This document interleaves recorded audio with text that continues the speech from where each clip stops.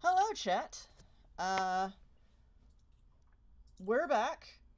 My body tried to shut down game again, and I wouldn't let it, so I'm probably gonna suffer more tomorrow. But also that my players can suffer tonight for your enjoyment.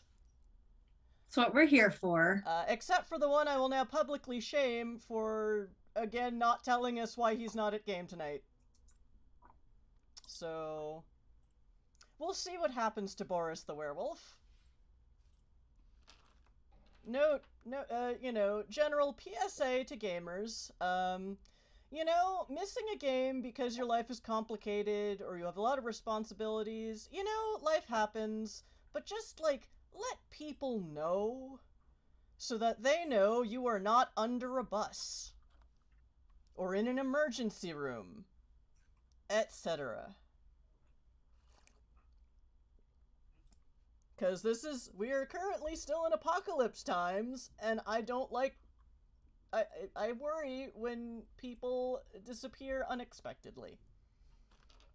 Anyway, all that aside, this is Magic Fish Radio, and we run tabletop RPG stuff on Tuesdays and Saturdays. Tuesday nights, we do Vampire the Masquerade, V5, but set in the 1920s, so a lot of that new lore hasn't happened yet. Or may happen in its own weird anachronistic way, because I'm not strict on book canon on this channel, and I don't hold my GMs to those standards either. It's a fun, wacky time, and on Tuesday I got to Gollum Smeagol myself. It was fantastic. It was quite the amazing. performance. I need to clip that for posterity. But this is Saturday night, so we are running Exit to Eden, and we will be running it this week and next week because spoony problems previously this month. And then after that, we will go back to 1 week Exit to Eden, another week some sort of indie game one-shot, run by either me or some guest GM. If you are a tabletop RPG writer, contributor, artist, enthusiast, professional fan, and you would like to run a one-shot module of a tabletop game you've made or loved, talk to us. Join our Discord. Mods! Discord link in chat, please. Join our Discord and ask us, hey, can I GM a one-shot? And we will, assuming your game passes the vibe check, we will probably say yes. So yeah, and some games can, be edited somewhat to pass the vibe check. Forsaken. Most NWoD. So yeah. Haribo's on a time level more than a content level. Yeah, I hacked it up. It works now, mostly. Yeah. I would say that, so those streams are additionally educational to show you that, you can mix and match your system. You can work on a system to make it fit what you need. Karabos is really fun though. It's like a long, slow buffet of roleplay if you have 8 hours for a one shot. So we don't have 8 hours. It's a slightly faster steamroll buffet. It is a runaway train the way we run and play it, and it's awesome. But anyway, so this is Exit to Eden, a world of darkness and space. It is NWoD, so Vampire the Requiem, Werewolf the Forsaken, etc., Changeling the Lost. Mixed creatures, mixed splats in a far-flung cyberpunk space opera future where the Supernats are out, and the government has decided they are an excellent scapegoat. So while this setting has done away with such problems as racism, homophobia, transphobia, etc., everyone hates the Supernats. Oh, also it's extra classist because the elites and megacorps rule everything because, well, we couldn't kill capitalism. A failure of our times, truly. Yeah. Our times, their times, all the times in between. Like, Earth that was destroyed, and we couldn't destroy capitalism. Like, what the heck? But it's the world of darkness, so... That's the one monster we can't kill, aside from the thesaurus. Hashtag Munchkin. We'll kick some ass to destroy capitalism. No. So yeah, if you can't tell, I'm the storyteller / GM tonight. Oh, and nobody we know has money, so we allow for in-game buffs, buy-ins, etc., but we use channel points. So look at our channel points offerings. You can buy +1s for the players, +1s for me, the GM, custom NPCs, which this game, they're gonna all be evil. So please do not contribute an NPC unless you want it to be a monster that the party will have to kill or run away from. Like, Give us monsters. Apparently I wasn't clear enough on this. They are in a wound. Everything here is a Magath. Like, deal with it. Like, I don't know how to make this clearer, guys. Yeah, we're not... Anything that's here, we're probably not taking it home. Also... I like to think we're smart enough to run away from a monster. I mean, if anyone... I'm great at making monsters allies, but, like, this is kind of an extreme hellscape situation. Oh, thank you. Thanks, Dave. Dave is here. He bought a player +1, which y'all are gonna need today. But yes, so... Oh, also, spend 1,000 channel points to suggest a name for the company spaceship. And then once we have enough of those, which will probably be soon, I will have the players vote on what they want to name the Karve company spaceship. Oh, getting to our players. They are, on paper, Karve Tourism Ltd, which is an Idun system-based tourist company, which is a great front for an underground railroad trying to get Supernats and other folks out of evil, awful systems and into better ones like theirs. They are currently not in Idun, they are in Limos system, which is teetering on the brink of a purge, like other systems in the Expanse have done, where they just round up all their Supernats and disappear them. And our resident hacker, who is not here tonight, but, you know, told me in advance he couldn't be here, did a big computer algorithm to find big swaths of empty or unused space in the Undercity of this megacity planet to find basically the Supernat gulag. And he found this really big swath of it, and they're like, let's go check it out. Oh, hey, some spirity werewolf thing invited us there. And That was it. Yeah. All signs and portents align. Oh, wait. I'd like to take this opportunity to say that I never thought it was a great idea, but, you know. I would like to register my complaint with the Better Business Bureau about this location. Yep, and what you found was a whole lot of intact, unscavenged Undercity, which, according to what data you could find on 1,000-year-old computer equipment and other stuff, was apparently a plague quarter for a red plague outbreak about 1,000 years ago. 2,000 years ago. 2,000 years? Did I say 2,000? Maybe. It was 2000 in my notes. Something like that. Well, the system was founded 2,000 years ago. This is Limos, not Eden. Eden was 2,000 years ago. I know. I wrote it. Okay.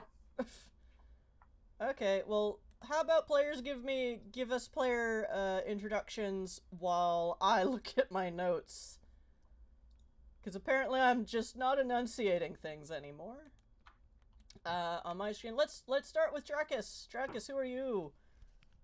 Hi, I'm Drakus. I'm playing Klaus, the resident asshole mage medic who is currently unconscious, if I have read the situation from last time correctly. Working on it. Thanks. Next, Zardoz, who are you playing today, and how many aliases are they using this episode? I am John Rando III. I am so far a poor defenseless city dweller who happens to have been dragged along on this merry little expedition. Check back on the boss to see who actually John Rando is. It'll take a while. There's a lot of layers of that onion to peel. Woohoo! Because this is cyberpunk, so everyone's got at least 2 alternate identities. And on top of that, he's some sort of magical changeling shapeshifter. I did not think that would be confusing. I was wrong. Yay! Wrong in a really fun way, but I've stopped referring to you by character name in my notes. It's just Zardoz/Misk. So, next, Puka! Hello, I am Puka, and I am playing Sungrazer, the washed-up, bitter engineer, former smuggler, former plasma conduit, electrical elemental fairy type. I think that about sums it up. Also, sometimes they turn into a giant cloud of leaves. Did you mention your crippling coffee addiction? With a crippling coffee addiction. It's not crippling. It's just, you know. You can stop whenever you You want. can stop anytime, you know? It's a dependence, not an addiction. Fair enough. They can cut off anytime. Yes. Next, I'm Merc. I'm playing Idun, the Wolf Blood. Not technically a supernatural of any kind, however, wolf bloods are the more human cousins of the werewolves themselves, and as such, there are some oddities perhaps about wolf blood, but technically we are still human, and we are not bound by the werewolf rules of order, as it were. You know what? You could be a supernatural, like somebody who's just very adept at creating meals. Okay, but Those are I was running a game last Friday, and I asked one of my players in character what they knew about the supernatural. Like, what do you know about supernatural? And their response in character was, "I know about soup." That's me, actually.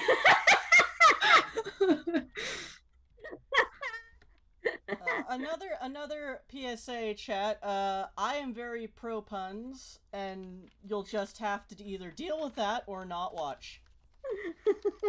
That's the rules. That's the rules. Puns are life. You're encouraged to add puns into your NPC drops. Puns are what keep me going. What do you know about supernatural? I know about soup. I think I gotta set that as my Discord status now. It's serious business, you know?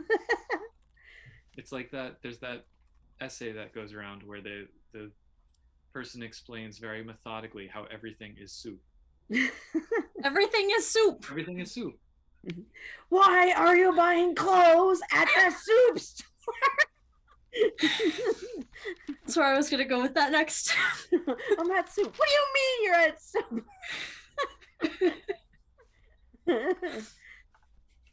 One time my friend and I made a reference to that in front of my dad, and then we had to like share with him the magic of that video, and it was really funny. He was like, I don't understand, but it's funny, I guess.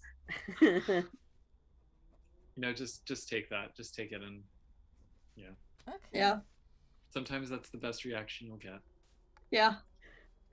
Alright, I have completed my bookkeeping, I think. Player character. Oh, you get another one. So you now have, with what Dave bought one. You have 17 +1s. Oh, good. We're gonna need them. Yeah, chat. We do a LARP hack of NWoD because fuck dice. I probably just lost our entire audience. So basically, instead of rolling a d10 for every dot, you roll 1d10 and then add your dots. So +1s to those rolls, and in some circumstances, you know, you have to declare whether you're using a +1 before you roll. I will on occasion allow them to use multiple +1s. I have significantly more +1s than the players right now, despite having used a whole bunch of them last game. But they're all still alive, so maybe I didn't use enough. Nah. You tried really hard. It was very close for at least one person. Yep.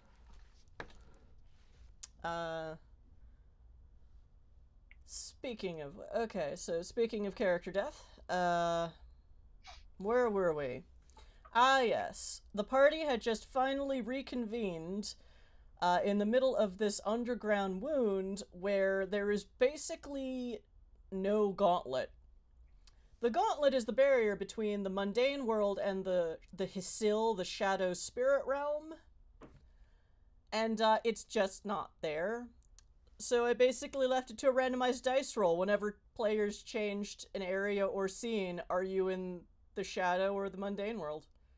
But now they're all in one place. You know what? Let me just roll to figure out which one you're in. What does that number mean? Where are my notes? I basically just randomized everything. I wrote down the system.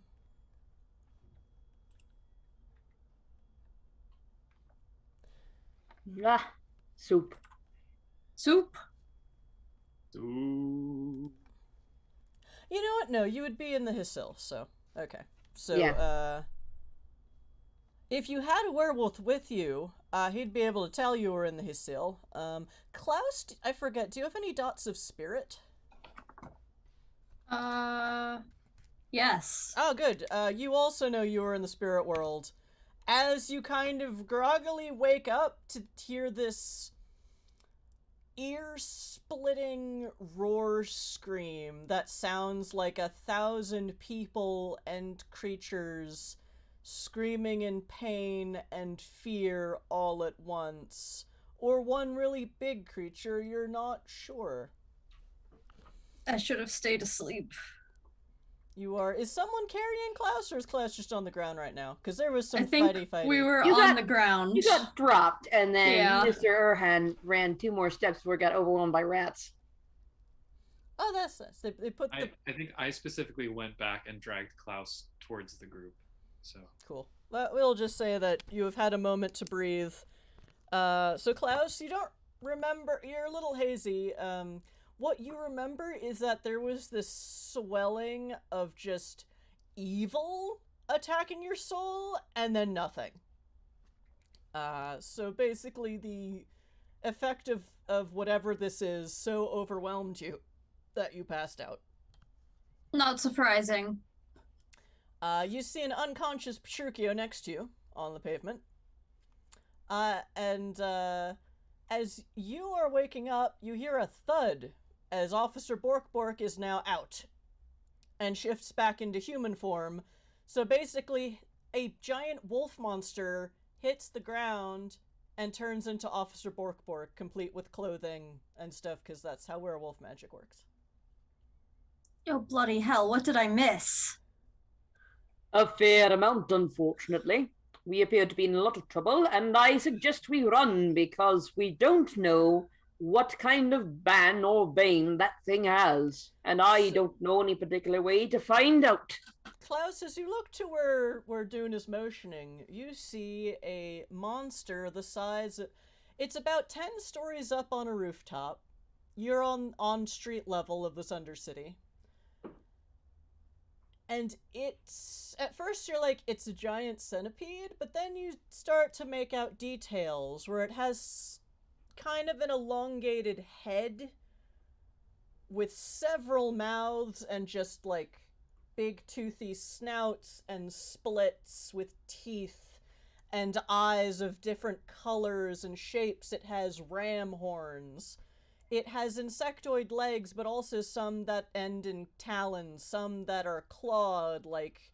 Well, having just seen Officer Bork, oh, it's got werewolf claws too, and hooves, and you don't know, you know what, you've got spirit. How many dots of spirit do you have? Just one.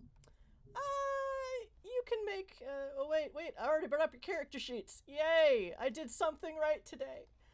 That's on your character sheet. Oh, you have a skill spec in spirits. So, yeah, make me an occult roll. Into cult. you ever notice how these demonic creatures that fuse animal features, it's never like the cute and fun ones? Like, why can't we have a demon with like chinchilla ears and gecko scales and toe beans, you know? That'd be nice. If you want to take that home, and we're not taking that home, it's a demon. I mean, 16. I So wouldn't that's take a demon home. Sungrazer, do you have an Three. occult spec in spirits or spirit world? Let's find out. No. I have one in werewolves. Well, Dune, I think you already figured this out last game. I'm giving Klaus a moment to catch up. Oh, okay. So 16? That is... Here's my... 3 little- successes. 3 successes. Had to dig out my cheat sheet. Sungrazer, were you pontificating upon that in character? No, that Oh, was okay. that was I, Puka, pontificating. Sungrazer probably started running before Dune had finished their sentence. Oh, Fadier's back. Fadier, I don't know if you were here for the beginning of stream, but just so you know, any weird shit you drop is gonna be evil here. And we're not taking it home. And well, I We're mean... defending it. So I did ask for NPCs, but I also put a very clearly worded PSA at the beginning of this stream. Oh yes, I know. Okay, well you say you know, and then you get snitty when they don't protect the VW bus-sized Jellycat. And it's like, dude. Poor Jellycat. Also, in general, chat, I get final editorial say on NPCs, so if I want them to be evil, because they're in a wound. So Klaus, based on... You noticed the gauntlet foibles before you passed out, and you, with 3 successes, you remember that the way spirits work generally is in a kind of ecosystem way, where, like, it is just spirits eat other spirits to become bigger and more powerful spirits, unless they have some kind of node to feed on and get bigger. So, like, an owl spirit will eat other owl spirits to become a bigger owl spirit, but it'll also eat prey like a mundane owl and sort of turn from owl into, you know, night shadow hunter spirit. And it's gets weird, but it's still very cohesive. That shit might, and all of the... Oh, you were unconscious for most of the weird spirits, but, like... Oh yeah. Basically, when an ecosystem is cut off or infected or polluted in some way, spirits that aren't supposed to eat each other will and become creatures called Magaths, which are just bad. They are just like randomized. What the fuck is this spirit creature? It makes no sense, and it's trying to kill me. And they're always just dangerous and can't be reasoned with because on a conceptual level, they have no reason. They're disharmonious and their individual parts may or may not hate each other, so... Yeah. It's fucked up. And that big old thing is about the most fucked up version of that you could ever have possibly imagined. If you could have even imagined it.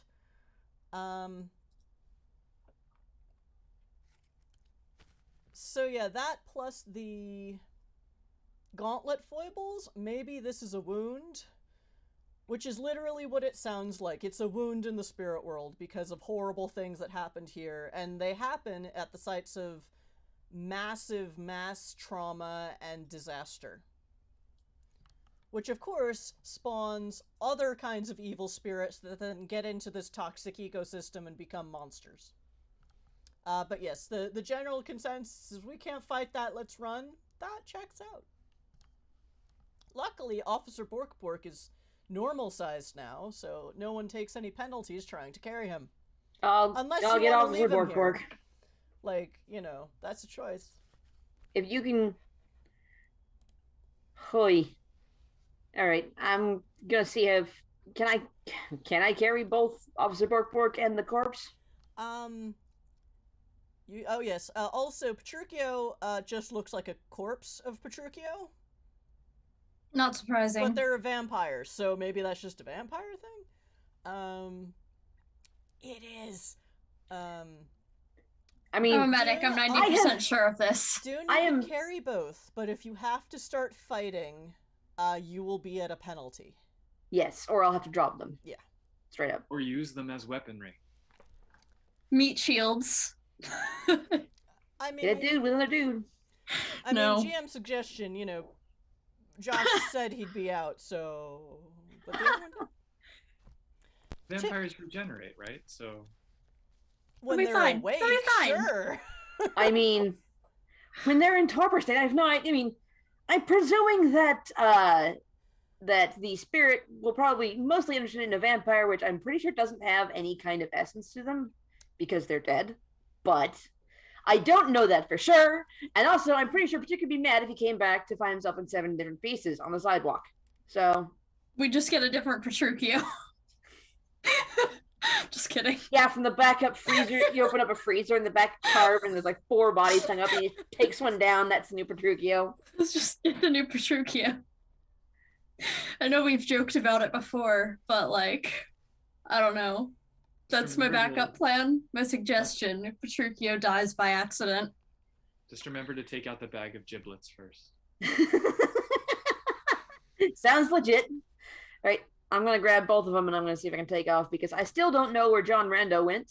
John Rando disappeared into the ether. I'm pretty sure. Yes. Someone's invisible. All right.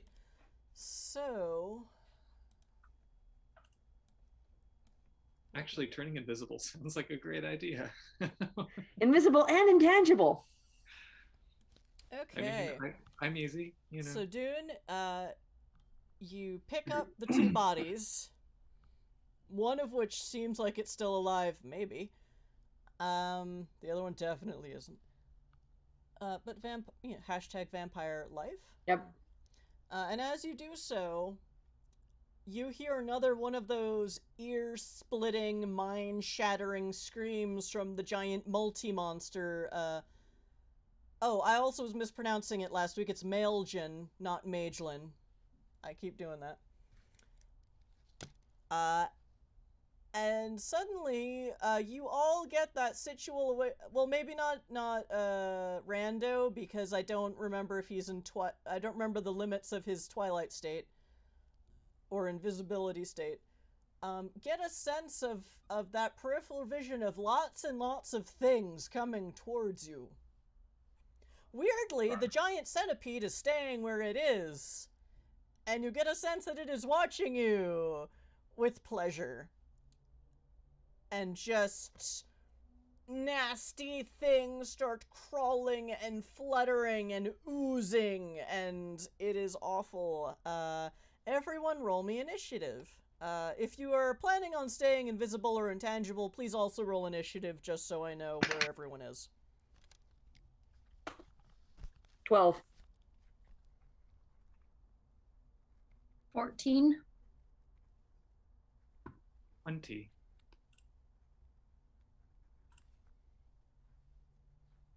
I have an 11.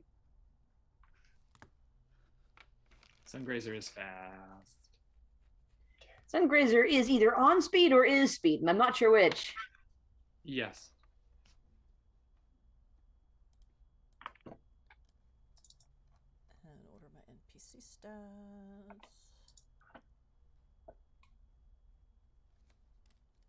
Ugh. Okay. You better believe my first action is going to be turning invisible.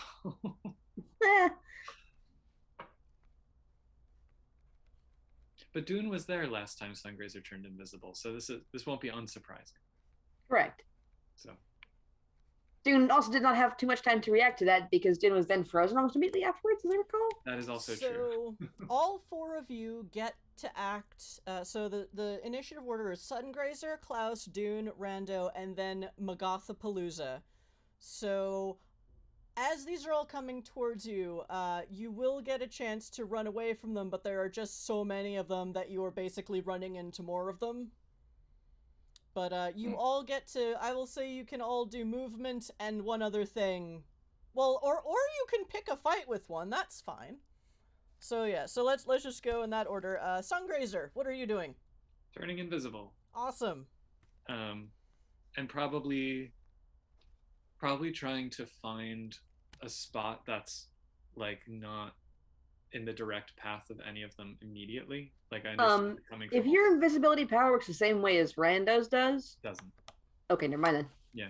Changeling bullshit. Yeah. Okay, never mind then. It's only on me, unfortunately. Because Rando doesn't see or hear any of the spirit bullshit. Right. Yeah, I mean. And Yeti's in the spirit world, but it's a wound, so there's no gauntlet, and it's all just a mess.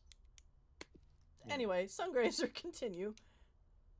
Yeah, I'm going to turn invisible and attempt to get to a point that's less in the direct line of a flood of monsters. Okay, so is this in the? I'm trying to think of if there's an evasive tactic that gives you bonuses to defense. I can check on that while other people are declaring. Yes, that would be lovely. Thank you. Next, Klaus. Can I try casting a spell on the centipede thing to sort of rot whatever physical form it has and maybe slow it down? Like I said, the centipede doesn't seem to be making any movement.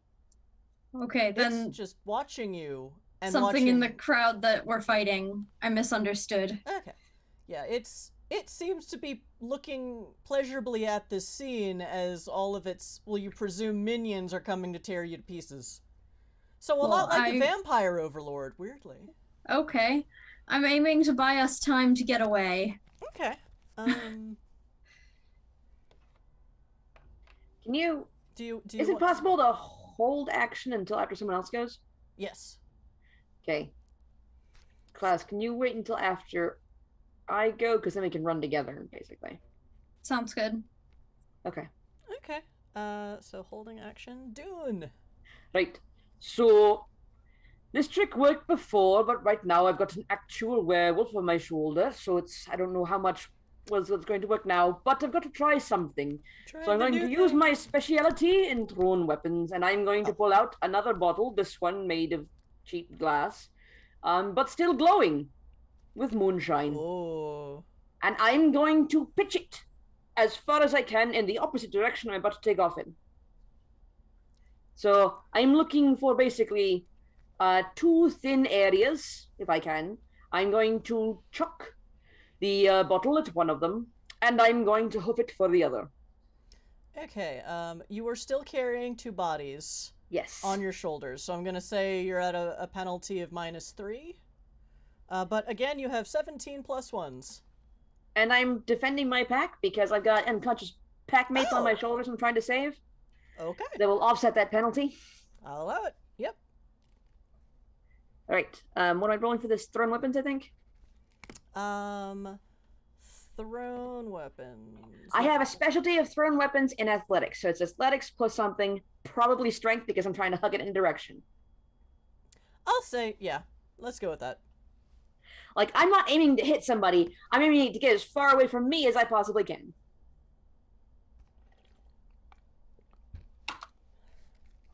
So that's 7 plus 9 is 16. For 3 successes. Okay. Just quickly reporting back on maneuvers, so I can still dodge as a reflexive thing if need be. And then there are rules for being behind some measure of cover. So I guess that's what I'm trying to do, is to be... Yeah, because you're invisible. Yeah. Invisible. All right. So, right. yes, you throw yeah, the basically, and I'm running with Klaus when Klaus finishes their spells. So basically, we're running together at the same time, and they're hopefully behind me. But... Okay, so 3 successes. Then 3 fewer monsters will attack you in the next round. We'll go with that. Or in the when it's Magath's turn. So next is Rando, unless Klaus wants to do their action. I mean, I was just gonna try to thin the herd even more, so I can go now. Okay.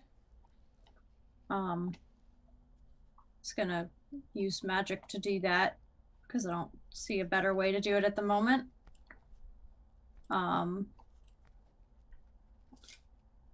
This is why I tried to sit down and figure it out earlier.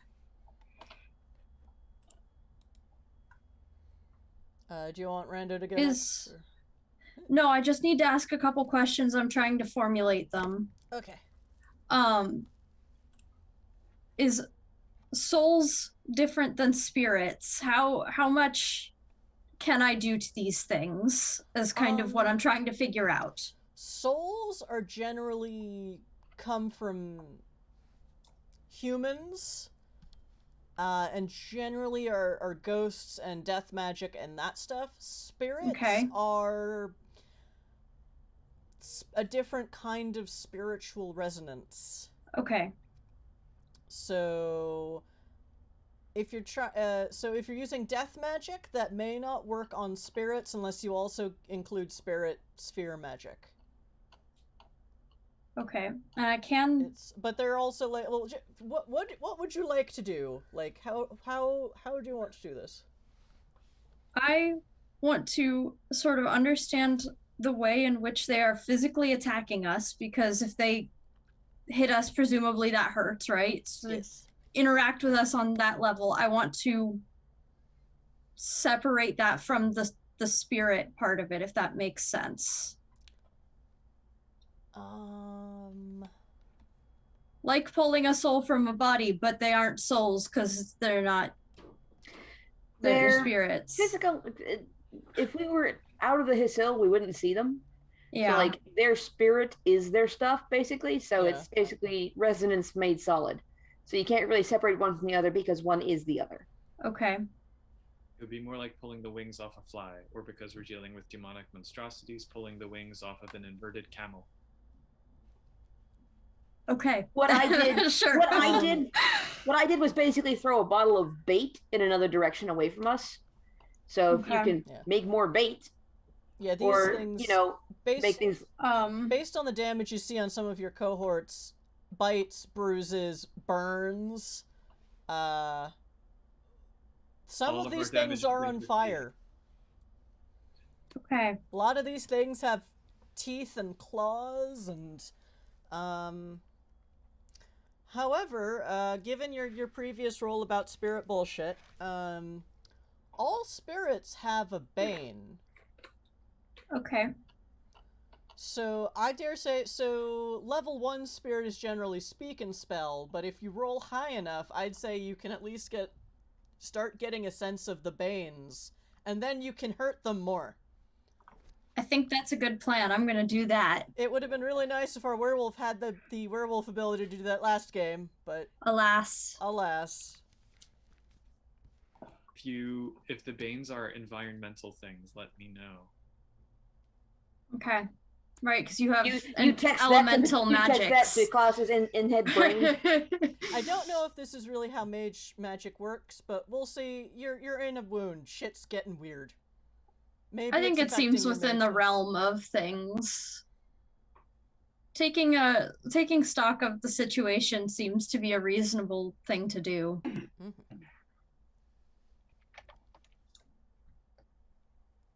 Anyway. I recommend rolling high. Yeah.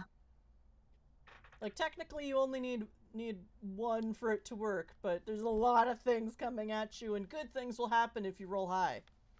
Or better. I would add some +1s to this, because if we can get the banes, then we can start, I would like if to you roll have high enough, +1. you get big guy's bane, and then we're really set for life. How many +1s? Add 5. Okay. All right.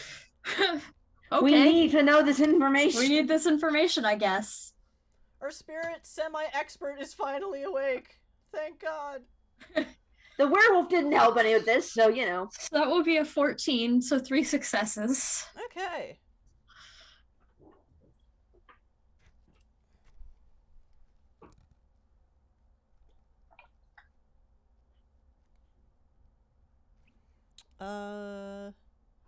Alright, so with 3 successes, I'm being nice. Also you don't have a spirit reader otherwise in your pack. Coterie. Or pack.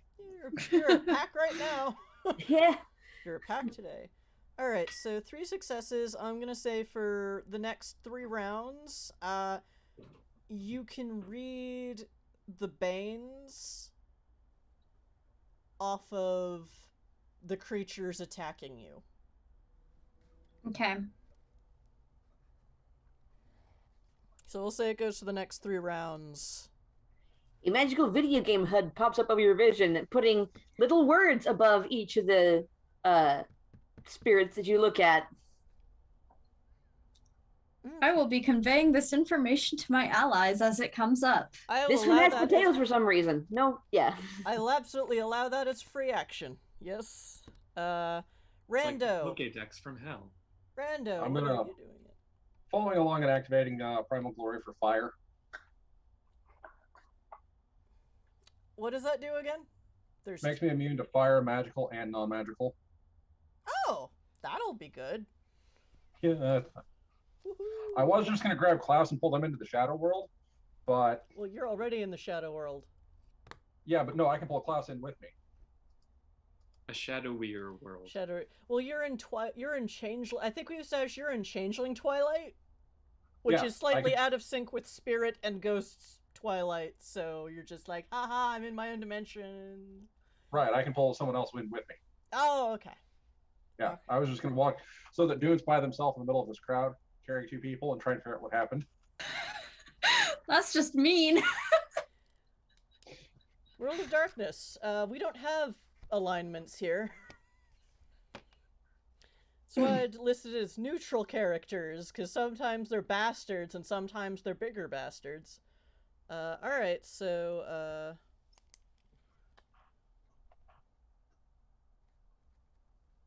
immune to fire, and now the Magaths go. And so as y'all are running in various states of visibility and paying attention and carrying people, Dune, are you at the lead, I assume? Yeah. Okay, so you are attacked by... Oh wait, how many did I say? How many minus 3? That's the important part.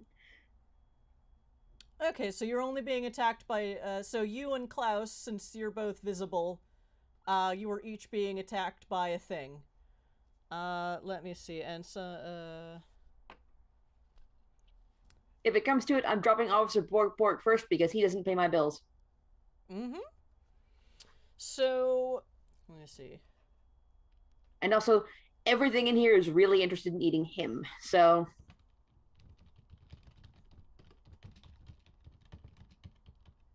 Okay, and doing that one, and what's really funny is some of the NPCs dropped a kind of match we already had, so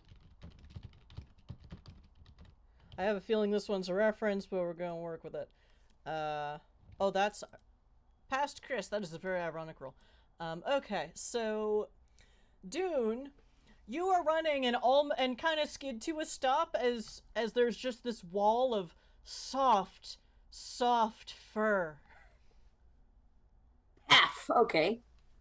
And it looks like some kind of giant, well, you may not know what a chinchilla is, but it's the size of an elephant, and it looks like that. Dune, I assume you know what one looks like. Dune might not, but that's what Dune sees, is an elephant-sized chinchilla. Oh, good.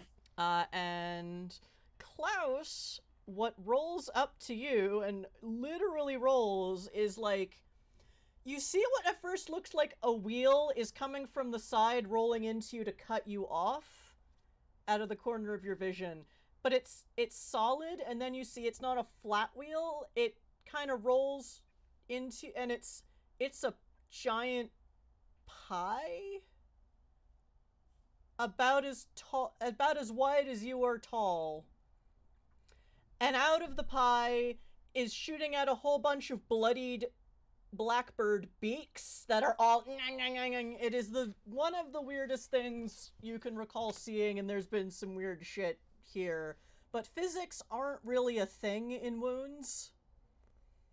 So you are being attacked by an angry blackbird pie. 420 blaze it. However, Klaus, you did that thing. So your angry pie is susceptible to sunlight.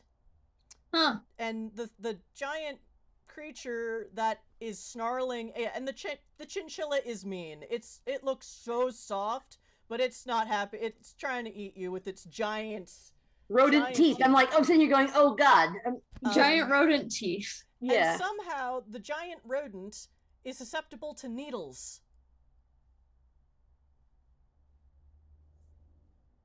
Again, Magaths don't make sense.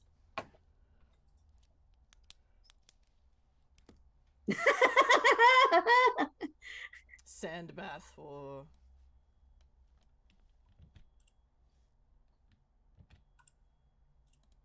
Okay. I'm just kind of envisioning the kind of like when construction people just dump piles of sand places to hold it while they move it somewhere else. And let me roll some attacks. So that's power and finesse.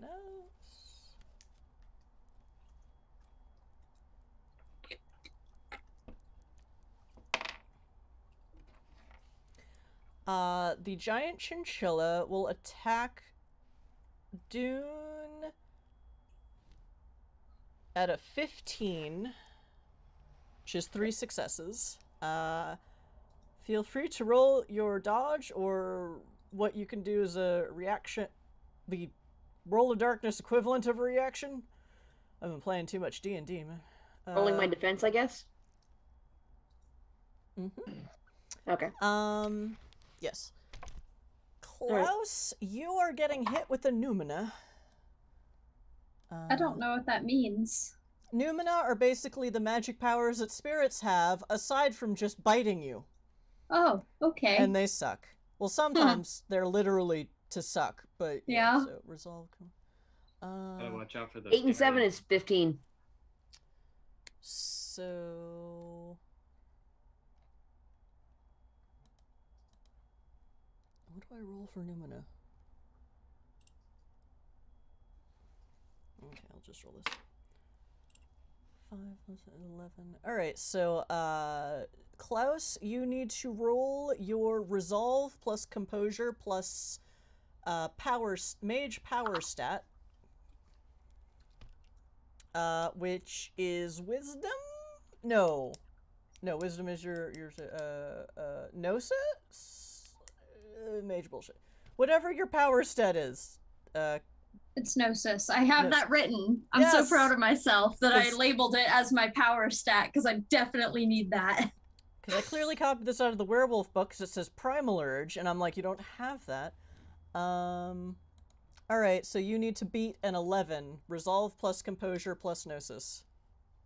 I totally beat an 11 with a 17. Awesome! So, you get a sense that one of this thing's things is, what does it do? It just gives off this, like... Oh, wait. That's not right. We'll say it's fear. Okay.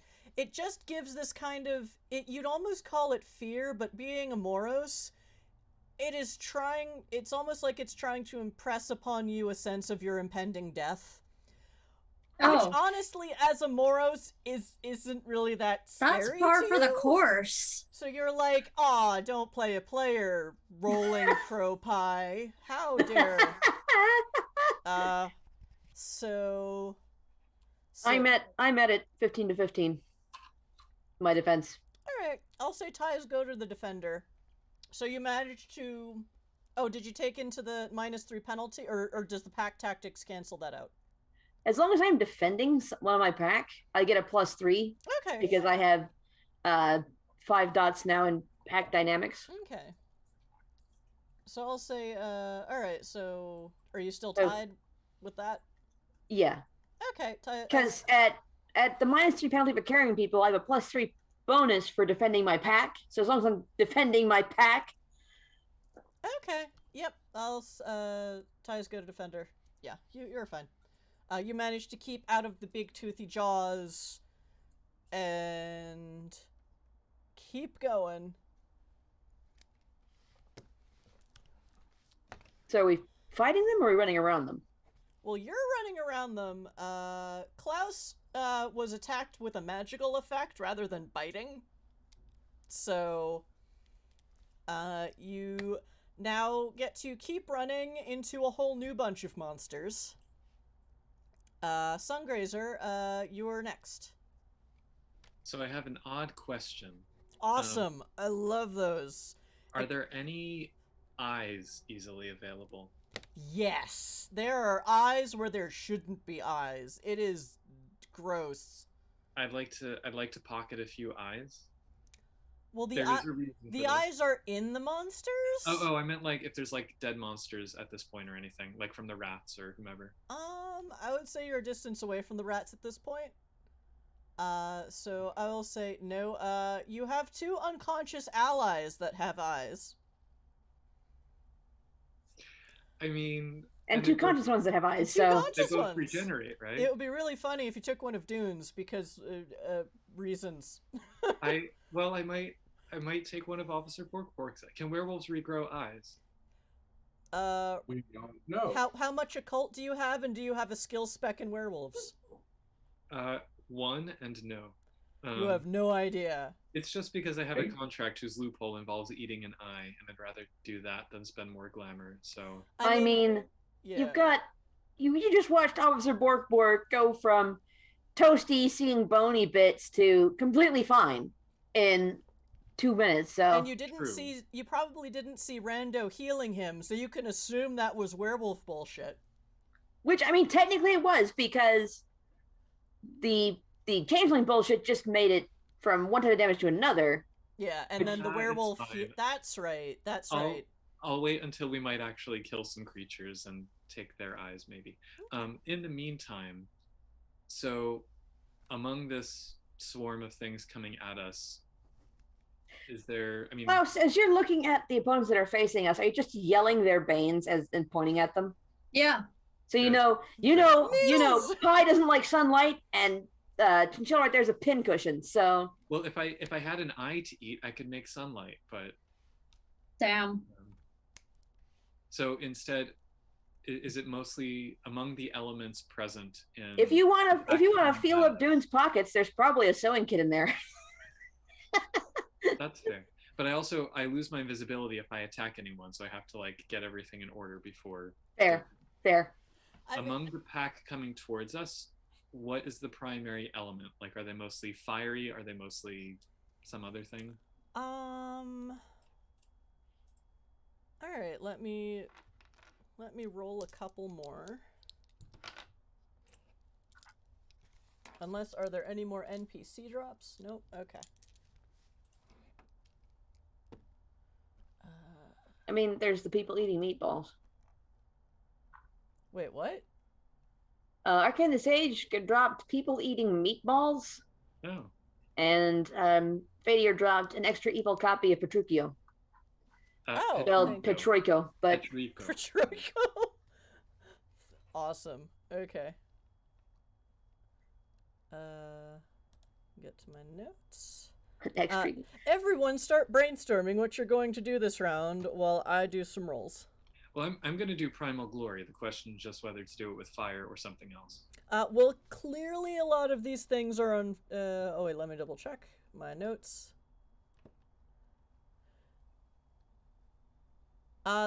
You definitely see other things on fire.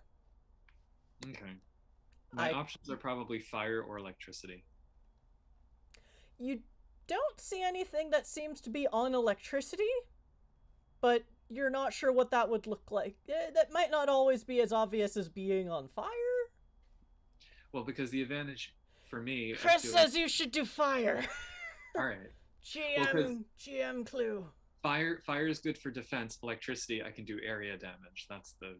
Oh, okay. Okay, then figure that out while I make some rolls. I mean, I have one trick, and I've only got so many bottles.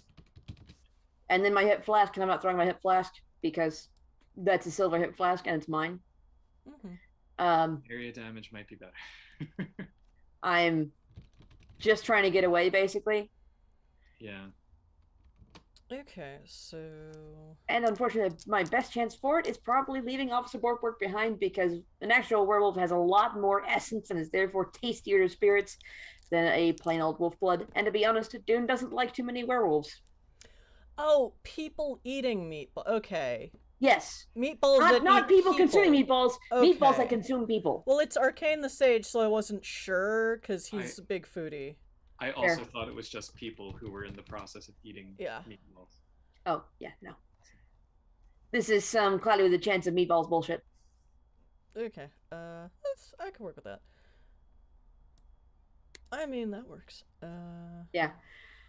So my basics is just to keep running because I can't see the Banes, and without having them pointed out to me first, I really can't do much.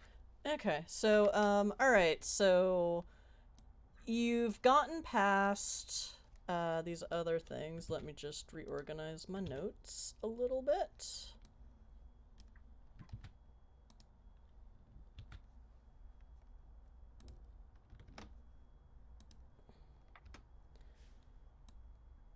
Okay, there are, well, those two are still following you. And they were in range. You didn't outrun them, but you did manage to evade their attacks last round. They have been joined by... You see, come the next round coming towards you, there's 3 more. There's a giant ball of meat covered in sharp, toothy mouths. Klaus, that one's bane is blood. Which makes no sense. Well, we've got plenty of that.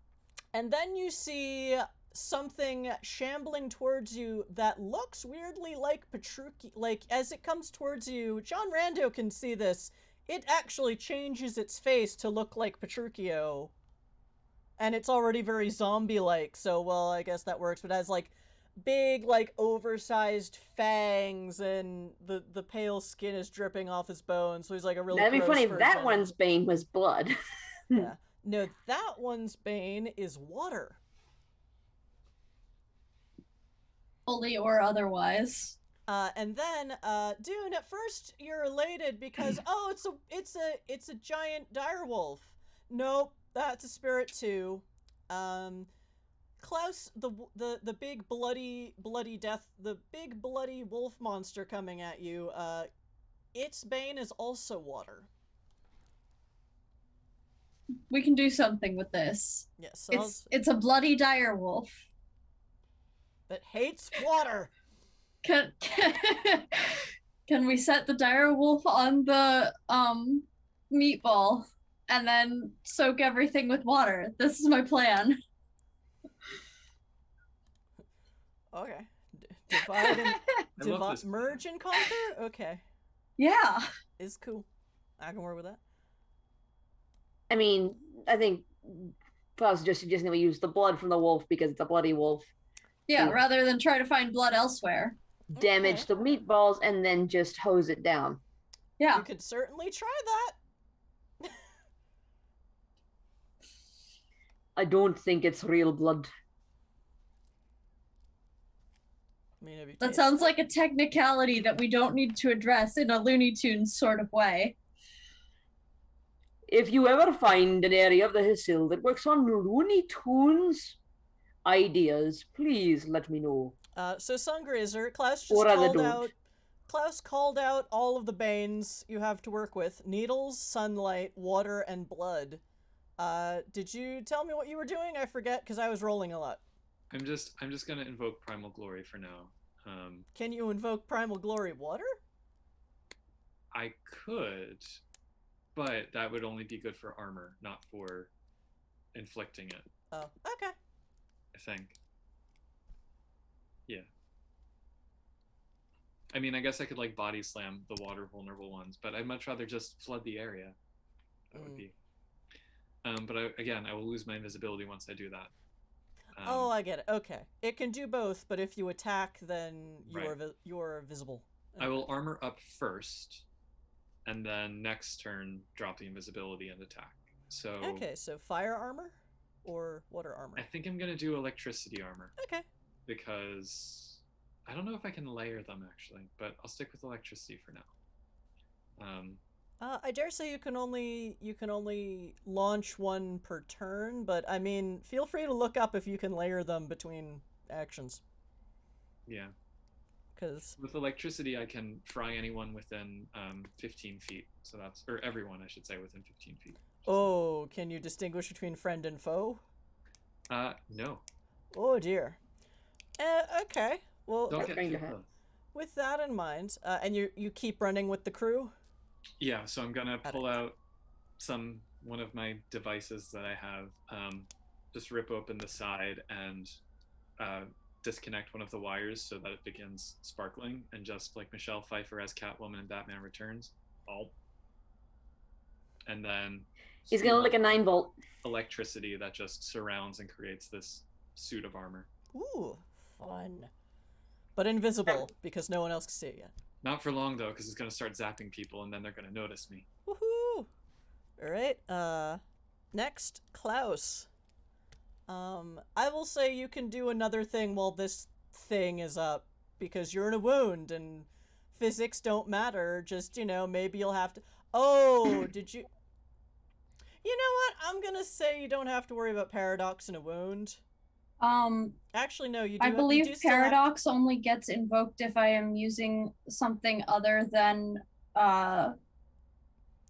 If you do something Arcanum vulgar, that I yeah. know. Also, if you're doing something vulgar and obvious, but all you did was, no one can tell what you can see. Yeah. So. And also, there's really not anybody here to be vulgar to. Yeah. Yeah. There's no one watching here. Yeah, I don't remember if Horizon Realms are a thing in New Mage, but that's a whole nother thing. Alright, so what are you doing, Klaus, aside from running? Thought of this and came up with nothing. Is there a way I can attack the meatball with blood? I mean, you have blood of your own. This is true. How much damage do I need to do to myself to make it worth actually damaging this guy? I mean, I will allow a lethal worth of damage will allow you to throw blood at the thing, and then I have to work out how much. I'm always on the wrong page of notes. Here are my NPCs.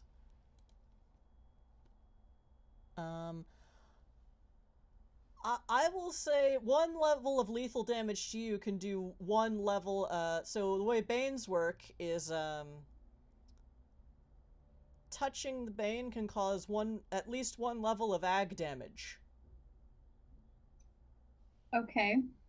What if I So you put do blood in lethal... one of those syringes that I carry around and, like, full on stab this thing and inject blood into it? That's gonna take some time. That's very precision based. I won't Fair make you enough. roll for it, but it's gonna cost you an action. However, given that it's Klaus, if you want to spend this action running and drawing your own blood while you run, I'll say you're at a 2-point penalty, and then however many successes you roll at that is how many syringes of blood you have. Okay. I am all over the place with rules calls tonight. What am I adding to this roll? I'll say it's Dex Medicine. Okay. That's And gonna be a then- good roll. -2 penalty, and you have 11 +1s in the pool. Alright, I'll use 2 +1s to get rid of that penalty then. Okay. Chat, you can buy them more Yes. +1s with channel points. Buy them with channel points. They're gonna need them. 14, 3 successes. Okay. I will buy +1s to replace. Oh, So long I as have to you're, open it up in another so long as browser you're- again. if your account is watching the stream, I have no problem with this. Meanwhile, I have 67.9 thousand channel points. That's all? You have more than me. Well, I'm on every stream. I'm on most of them, but yeah, I have spent them occasionally. Yeah. I keep forgetting. Well, I'm busy running the game. But, you Yeah. know, I should use them on Tuesdays. Alright, so... Dune, it is your turn. For some reason, Klaus has started drawing their own blood into syringes. You don't know what that's about, but... Well, I heard them call Bane as blood on something, so, Yeah. like, they have been calling these Banes. Speaking of which, I am going to do the awkward one-arm shuffle, trying to keep balanced in trenchcoat space, because I do actually keep a repair kit in there, just a little sewing kit. I'm going to try and pull a needle to pop this stupid elephant, this gray fuzzy thing. This big fluffy elephant. This fluffulent. I do have a specialty improvised weaponry, so Yeah. this is important. I'm Okay. improvising this needle into a weapon.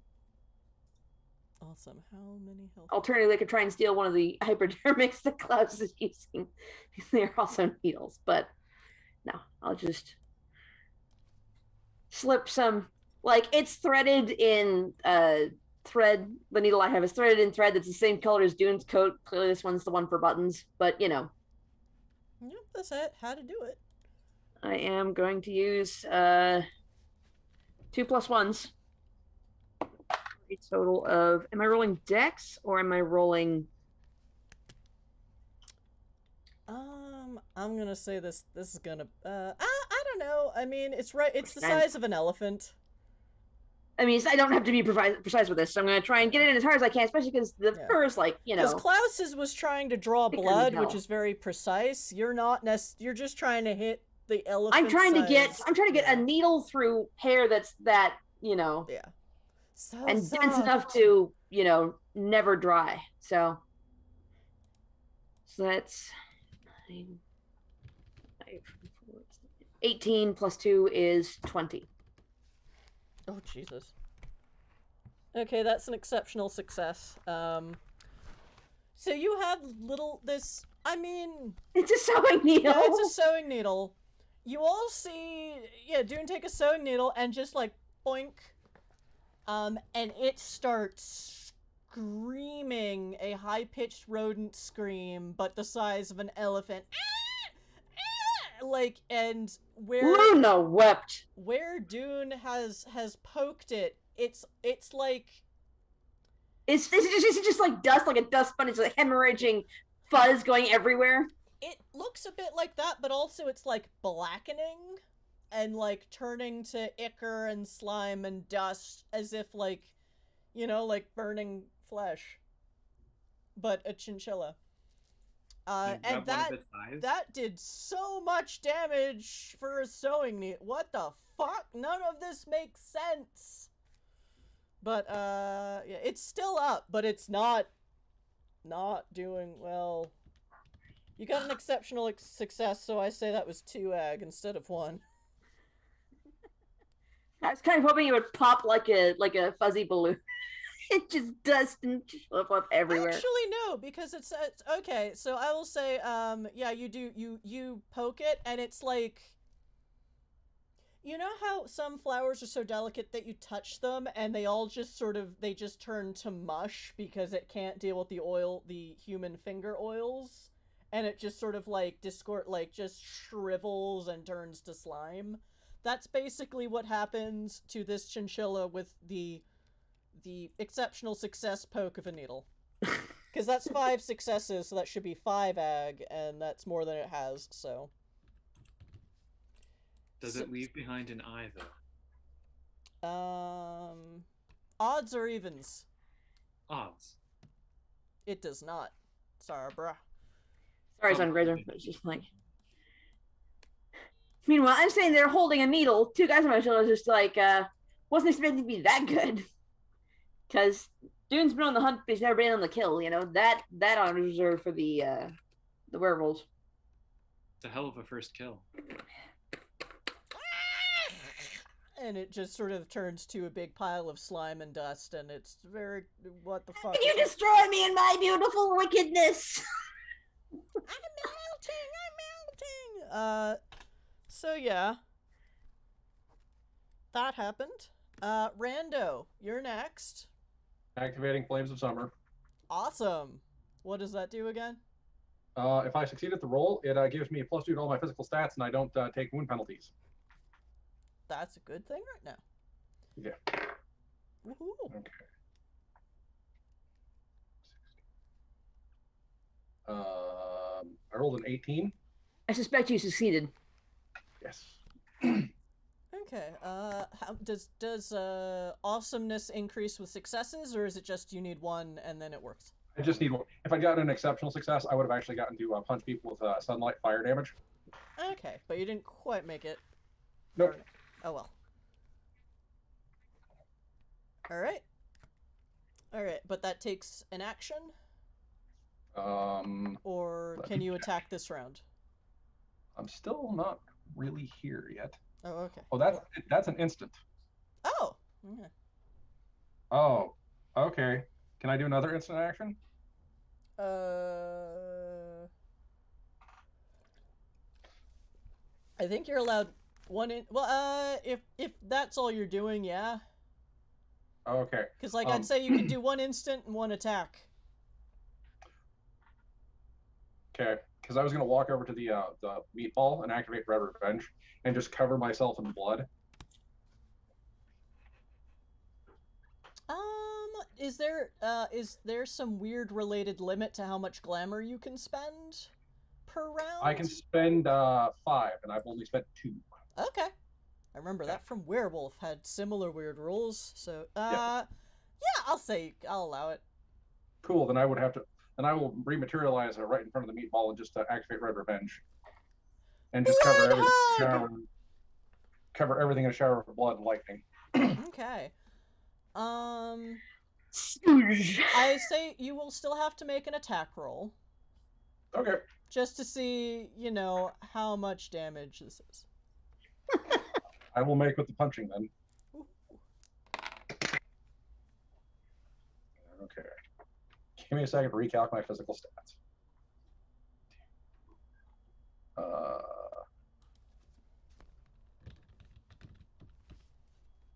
And this is Dex or Strength? I'll allow whichever is higher.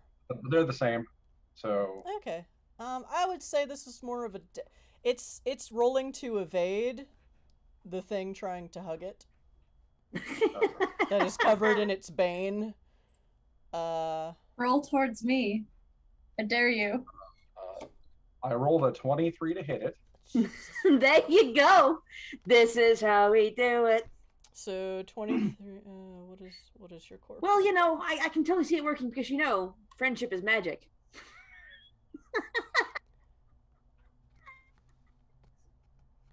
Okay, it rolled an 8 on its defense. So yeah, you do a whole bunch. So Rando pops out of wherever they were, covered in blood, and just embraces the giant evil meatball. Somehow Rando is also covered in blood, and fire.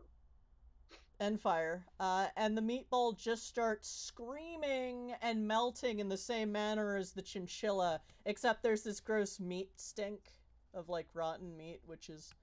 the chinchilla just smelled like burning flesh. This actually smells like it's rotting, and it's kind of gross, but it's like, yep, so...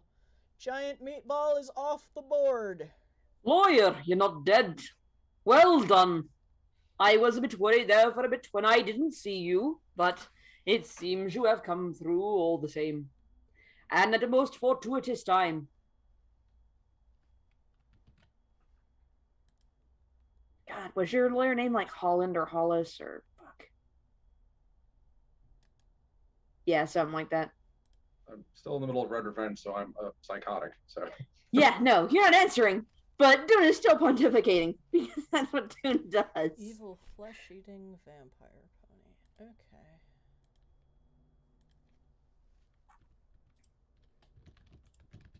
It's gonna punch me in a minute, and it's gonna be real sad.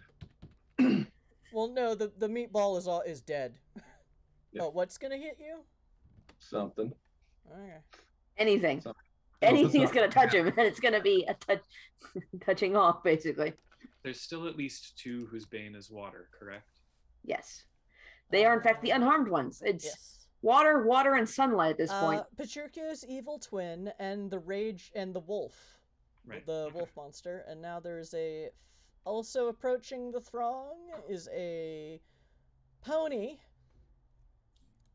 with big like an oversized bulbous snout full of sharp pointy teeth, and there's also a few mouths elsewhere on its body where there shouldn't be mouths, full of teeth.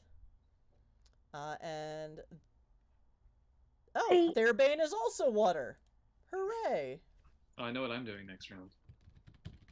Good, because I got no idea. I carry booze, not water. And I'll say that's approaching the fray rather quickly because it's a pony, and ponies are fast. Okay. I hate to point this out, but if we are attacking spirits in a wound, or they are attacking us,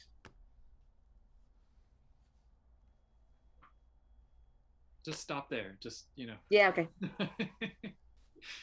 If you have any doubts about the end of that sentence, best leave it, you know. Okay. Well, the kicker is that if it happens to Dune, it's more powerful, but, you know. I honestly think that it wouldn't help or hurt Rando any at this point.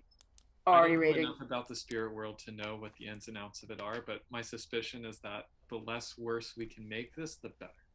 There you go. But this is the world of darkness, so. Okay. Less bad. So now the Magaths are going to attack. And now... So, Dune, Dracus, and Rando are all visible, but Sungrazer is not? Okay.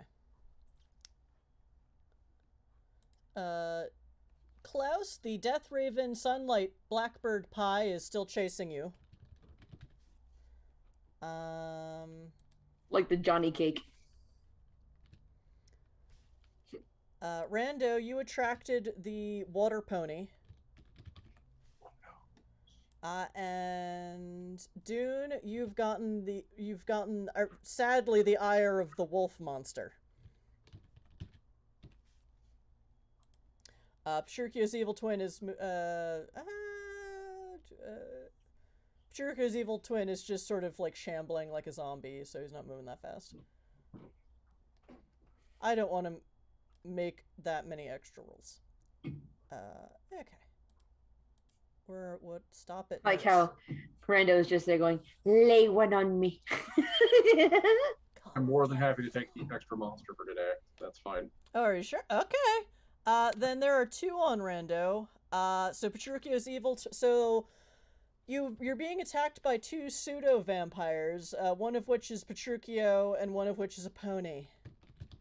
So let's start with Klaus, because that monster's at the top of my list. The pie already tried to Numina you. Now it's just gonna try and bite you. It doesn't understand why its fear of death Numina did not work on you. Because it is not smart enough to know what Moros are. It's trying to establish a pecking order.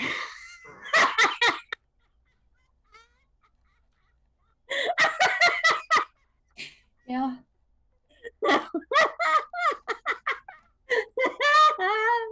That pun was so ridiculous, I lost my place in my notes. Okay, here we go.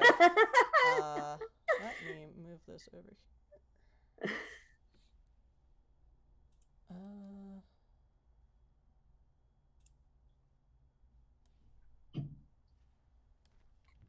Okay. Just moving some stats around. And, alright, so it's going to attack you.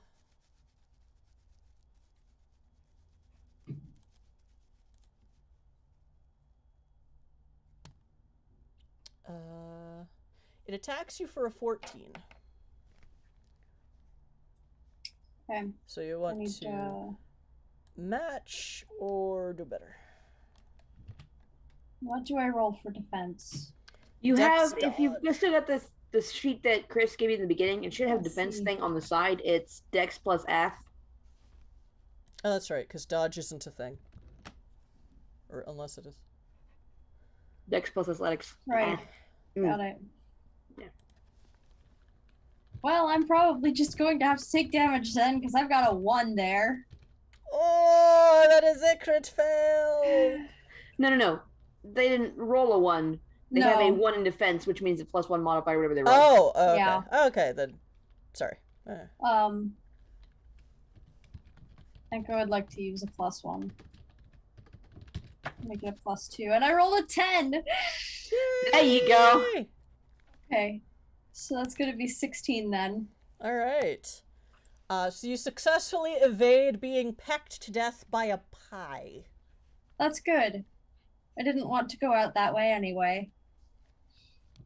The crows would have eaten your eyes. Very inconvenient. I would have. Need those eyes. I know. If anyone's getting my eyes, it's Sungrazer. I mean, you could just get new eyes in this system. Yeah. Honestly, yeah, but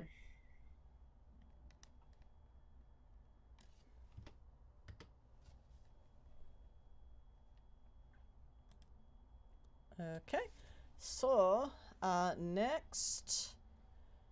Rando, you are being attacked by more evil Petruchio.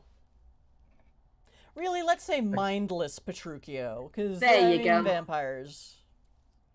It is attacking you for a 9. Okay. Oh no, a 9. My defense rating of 11 says go away. So long as you, just don't roll a 1.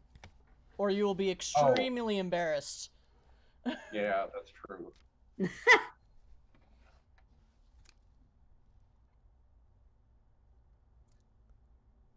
unless we're all misunderstanding of how things works like that. Question: is this still the same turn? This is the same round. This is the Magath's turn. I'm having them all go at the same turns. No, yeah. I have Fake Hunting as a contract, and I can activate it reflexively. Okay, in the same Really round? takes me- Yes. Okay. I'm going to point at the Maeljin and taunt it, now that it can see me, as my loophole for that. Okay.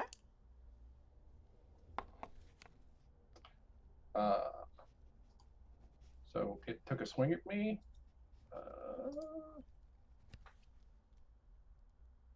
What are you saying to the Maeljin? I don't have to say anything. I just have to challenge it. Ah. Well, technically, you already did that when you tried to take over its domain. Please throw a glove down or something. I don't have a glove. It's one of them things. It's like, there you go. We could do the bras d'honneur. I could just Biffing the word. Oh, you could grab one of the blackbirds and then flip the bird at it. There you go. I could. And if you do that, see if you can pull out one of the eyes while you're at it. Sure. I'm consciously aware enough to know that you need eyeballs within the middle of my red hazed vision of murdering things. Sure. I'll get right on that. What does your power do again? I can always have my defense bonus when I'm attacking, and if I roll high enough, I can force the attack to hit someone else. Okay. I mean, the pony's right behind you, so. Oh, good. Well, no, I don't think I rolled high enough for that. Oh, okay. All right, but you did evade, so. Yes. Okay. So now I will let the pony hit me. Okay. Well, next, the Rage Wolf water monster hits Dune.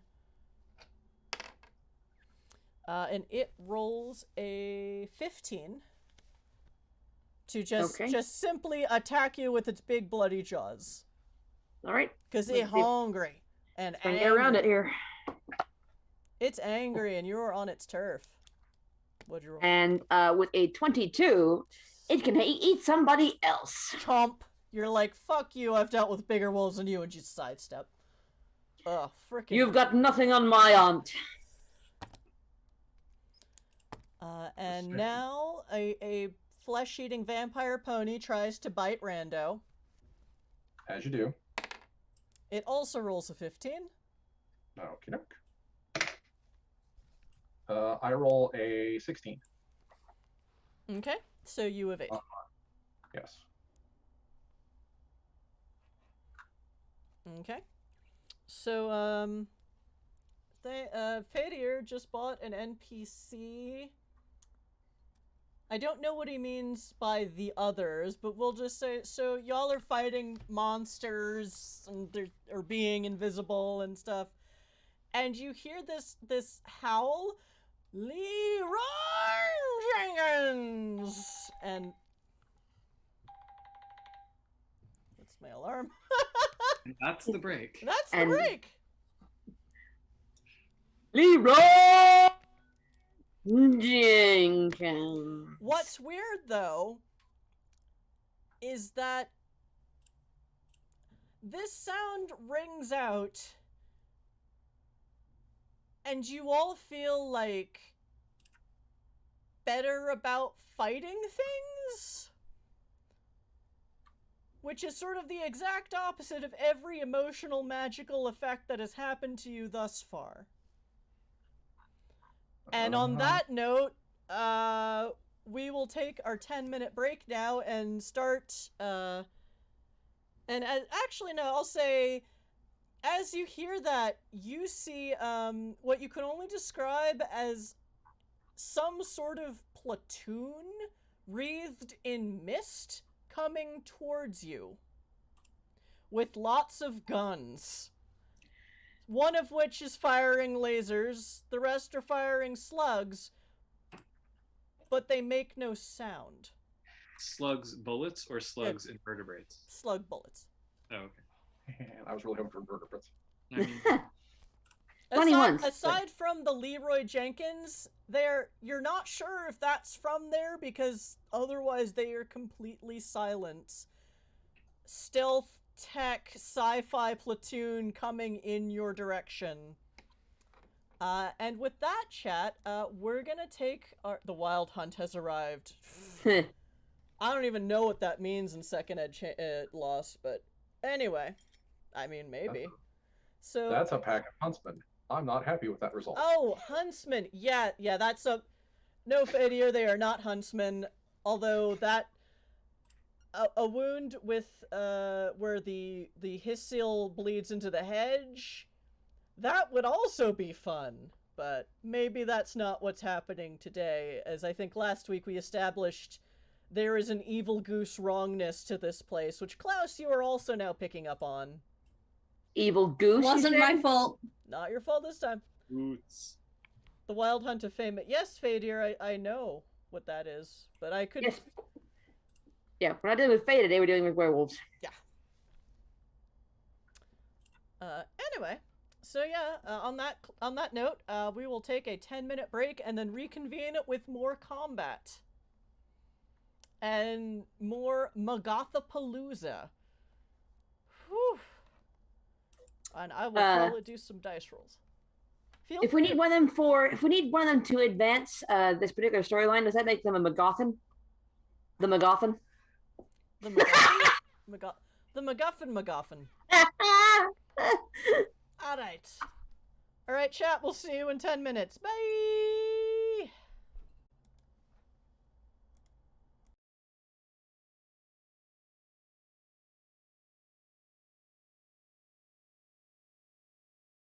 We're back, chat, and I've read my notes, so I'm reasonably sure I know what I'm doing. Maybe. This is Magic Fish Radio, and we run tabletop RPG streams on Tuesdays and Saturday nights. Tuesdays is Vampire the Masquerade V5 set in the 1920s. Tonight is Exit to Eden, which is NWoD in space. Space! Space! In space! Except right now, our player characters are not in space. They are in the bowels of a megacity planet, which was strangely off the grid, and now they know why, because it's a wound in the gauntlet between the mundane world and the spirit world, and full of spirit monsters called Magaths. And But technically, the planet is in space, so. Technically, yeah. In that case, we're in space right now. Yay! Oh, yeah. Space! Alright. And when we last left our protagonists, they'd gone through 2 rounds of combat against the Magathapalooza, while a Maeljin monster 10 stories above them watched on with amusement. And weirdly hunger, but it's still not coming towards you, it's just sort of watching. Dune and Dracus, it may, Dune and Klaus, based on previous spirity rolls, maybe it feeds on something other than flesh. I mean, most spirits do. Yeah. The flesh isn't what they're after. Yeah. So I'll just say at this point, this is becoming rather obvious. The changelings, you have no fucking idea. This is just bullshit. Maybe it feeds on love. Sure. That sounds like a thing. Thinking it feeds more on conflict, Oh, and if anything. Fadir, thank you for the GM+1. I think it was because of Merc's pun. But I don't punish puns. Because we are punishers overall. I need more puns. They give me life. So yeah, if you don't like puns, maybe don't watch this stream. Like, no harm, no foul. This just isn't for you. I mean, if you want no foul, this stream is also not for you because we do have 420 blackbirds baking a pie. Yeah, and the pie is trying to eat Klaus. Like, it's a wound. It's fucked up. Oh, Vampiric Yoda bought me a +1 too. Thank you. And then someone named Actual Dracus bought a player +1. Wonder who that could be. I wonder. Don't know. Or why they would have done that. Strange. Odd things happen, especially in a wound. Yep. It lies between the pit of man's fears and the summit of his knowledge. Yes. We do buy-ins with channel points, not cash, because no one we know has any cash. However, NPCs, I get editorial control, so we're in an evil hellscape. A lot of the weirder shit's gonna be evil. Sorry, not sorry. I follow that DeHoffrin line from Buffy. Don't go for the kill when you could go for the pain. In and out of character. Which is also why I haven't used nearly enough GM+1s to try and kill my party, because that would be boring. If they die, I can't keep torturing them. This is true. And you don't get any more puns. No more well, I mean, if you're not angry enough to leave the game, I might still get puns with a new character, but Fair. Anyway, when last we left our protagonists, they had fought through 2 rounds of combat, and then heard a howling cry of Leroy Jenkins. Leroy Jenkins. I get that reference. I understood that reference. So at which point you all notice, though you're not sure that's where the noise came from, a platoon of large humanoid figures in tactical gear, and some of which have big there's at least 1 laser and several bullet guns that are very big, shrouded in mist and otherwise coming silently towards you. I won't make you roll for it, Rando, but given your background, I forget, does Sungrazer have military experience? Or just... Not that kind. Okay. Rando, they are not... I've been part of a warship, but not that kind. Rando, I will just say, you get a sense of this is a cohesive unit, but they are not using any kind of standard military tactics or configurations that you recognize. It's more like game recognizes game. Your superiors would probably like throw them, some of them might have court-martialed them for this kind of style, but they're probably not Marines. Well, probably not official Marines. Weekend enthusiasts. They're still very good at it, though. Speaking of game recognizing game, do I recognize anything about them? Roll me... Wits roll occult. me Wits occult. With a specialty in werewolves? Yep, I'll say that applies. 7 and occult. 14. Awesome. Yeah, that's a bunch of werewolves, and they're all in Dalu form. Oh, okay. Their fatigues still fit them, but you can see like tufts of hair in certain places, and they're kind of big, ugly. Weirdly, they're not. None of them are in Garu form. But based on how they're moving and what they look like, yeah, that's a pack of werewolves. I mean, you don't... Geru form, as I recall, your hands don't fit in the guns anymore, so... Yeah, there's that. And they do seem to be very, very gun-focused at the moment. And there are... 2, 4... There are 7 of them. And yeah, like, the mist and the moving silently, you've heard werewolves can do that. Especially in pack formation, weird shit happens. Especially if you've got any kind of hunter in the night or whatever. Mm-hmm. And you definitely get a sense that whoever yelled Leroy Jenkins just gave you +1 lethal to all of your weaponry and brawl attacks. Sweet. Thanks, Leroy. You don't... Dune, you recognize that as a Calaith thing, a Gibbous Moon thing? Where they're the ones who pump up the volume and get everyone pumped. They're Lucio, got it. They're the bard. They're literally the wolf bards. So, Dune, you get a sense that you're, the rest of you get a weird sense that you're gonna be better at attacking things. You're not quite sure why. But that yell of Leroy Jenkins was weirdly comforting in, like, a battle-pumped way, and you feel more like you could survive. So yeah, they're still, like, basically up the block, but they're heading towards you. Those of you who are looking notice, like, whoever's in the lead of they're very tightly clustered together, which is also ran to a very weird way for, well, Marines to move in that, like, it's strange, but... it's a great way to get shot, but if your opponents don't have projectile weaponry... Yeah. And these guys are just taking out all sorts of spirits coming at them. And again, most of their shots hit. Many of them are doing that kind of ridiculous ag damage that bullets should not do.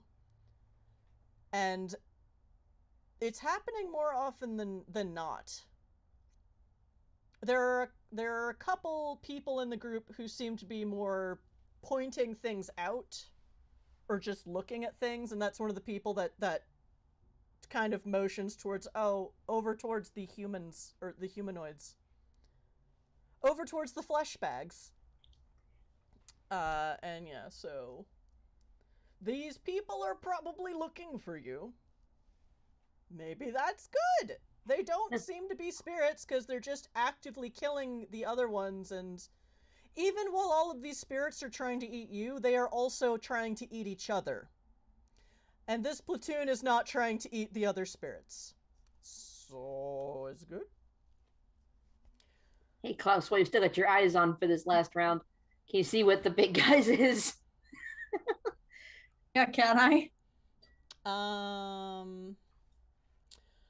I'm gonna say that's gonna take an additional wits occult. Because you do have this up, so I won't make you roll the spell again, but it's more like, you know how when you Google and you get too much information? Yeah. So this is for you to filter through it and also not be rendered brain dead staring at a Maeljin. Okay. Which is Love like a that. level 5 Incarna spirit equivalent, but evil. So yeah, you're gonna look at an Archangel of Evil. Yeah. Roll for it. That's gonna be 17, so Awesome. 4 successes. Then I can give you... This is what you keep me around for. On the other hand, if you had failed, all I could think of was the gag from Demon Hunter's Day Camper Lake where the subtitles are too far away to read. Yeah. Okay. Yeah. What's he saying? Oh no, he's too far away. So you got 4 successes, so I will give you 4 of its banes. So you can identify 4 of them before it becomes too overwhelming and you have to look away. Hoping one of them is water. Its banes are, as far as you can see, sunlight, cold iron, silver, and cold. Work with that. But it's also, like, really far away from you guys in relation to you trying to get away. Its list of banes is just like the terms and conditions on Willy Wonka's thing, whatever. right. It just keeps getting smaller as it goes. So you stare at it, you read it until you get a headache from the tiny print, and then you're like, no, this is taking too long. So yeah, so the platoon is coming towards you. If you two are moving at they are in the direction you were trying to head to get away. So I will say you will meet at the beginning of next round if you both keep moving in that direction. Wait, I'm moving in that direction. Awesome. I've got Otherwise, on my shoulders. So they're doing their thing, and they're clearly quite adept at it for all their weird tactics, which, you know, Dune would see as pack tactics, and rando, even werewolves you've worked with don't really work that way, so you're like, what the fuck is that? Is this amateur hour? Is this cosplay? What the fuck? And enthusiasts.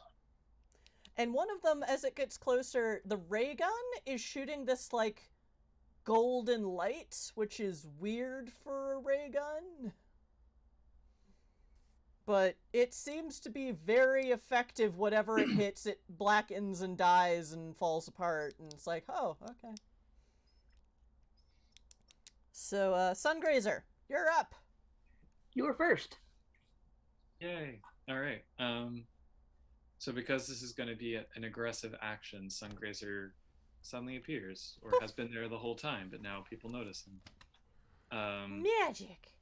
So they're going to address the party, and then the demons, and then the Maeljin in turn, and say, friends, uglies, hemorrhoid on the anus of all that is holy.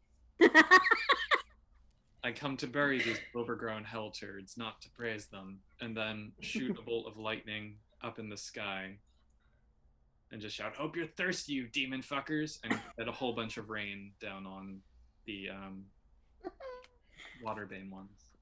Well, So you want them to lend you their tears or fears? I'm gonna lend them some tears There you go. Okay, from the sky. and you establish that this can do damage to nasties and not to your allies? It's I mean, if everyone's cool with taking 2 bashing damage, I'll do the bashing damage, but I don't have to. Go for it. I mean, I will suffer it. oh, it says no more tears. I thought it said no more tears. Got it. So, Okay, so Puka, bonus is that I just want to make you I want you to make me a roll and just I'll make you a crumpet. yeah, just roll me 1d10. 8. 8. So 8 and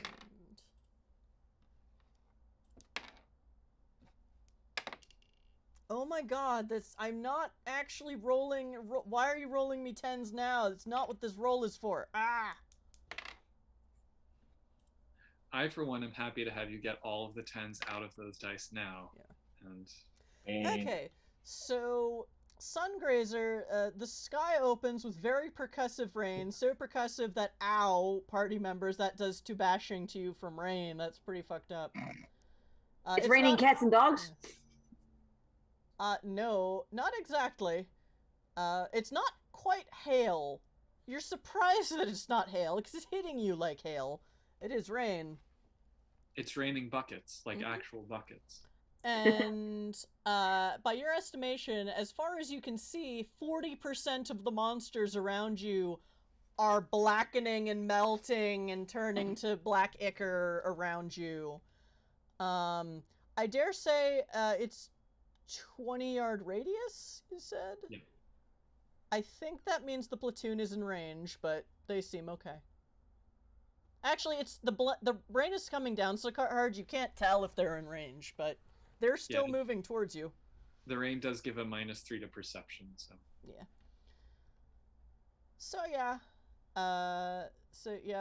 Everyone takes 2 bashing, and 40% of the monsters are gone. And let me take the water monsters currently in range off the list, because they dead.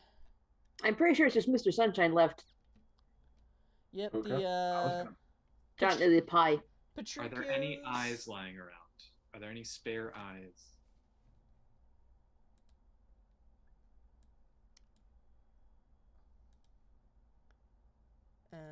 The wolf is gone. The evil twin is gone. The pony's gone too, I believe. Oh, yep, the pony is also gone. So there's really just the angry pie.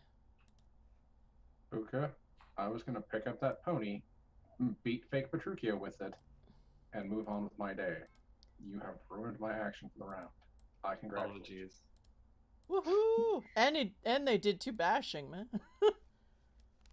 That didn't get through my armor, but... Yeah, same. It takes a fair amount of bashing to get through my armor. Mm-hmm. I'm also doing energy damage to anyone that's within, I think it's 15 Zap, feet. zap, zap. How much?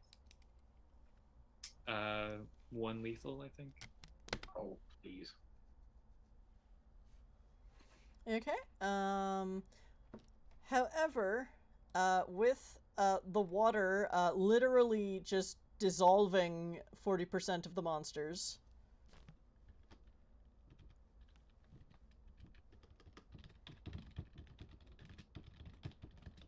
"40% monsters rained to death." Okay.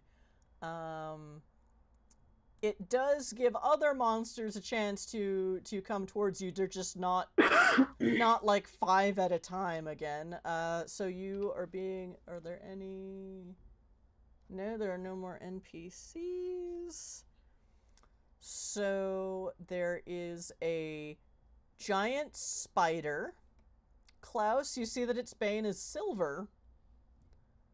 And a still rather large centipede, but not as big as... And more, it looks more like a regular centipede. Which is still plenty fucking terrifying when it's the size of a VW bus. I'd say this is a VW bug. Bug. It's a bug-sized bug. And its bane is blood. I can use that blood I had from earlier. There you go. Woohoo! So Klaus, what would you like to do? As there is a giant centipede who's allergic to blood. I wanna exploit that blood allergy right there. Awesome. Just run up to it and stab it. See if you can grab an eye. Oh, yeah. That's what the spider's for, bud. Sungrazer, odds or evens? Odds. Yep. That was an awkward place to roll it. No eyes. Sorry, bro. Your attack was too good.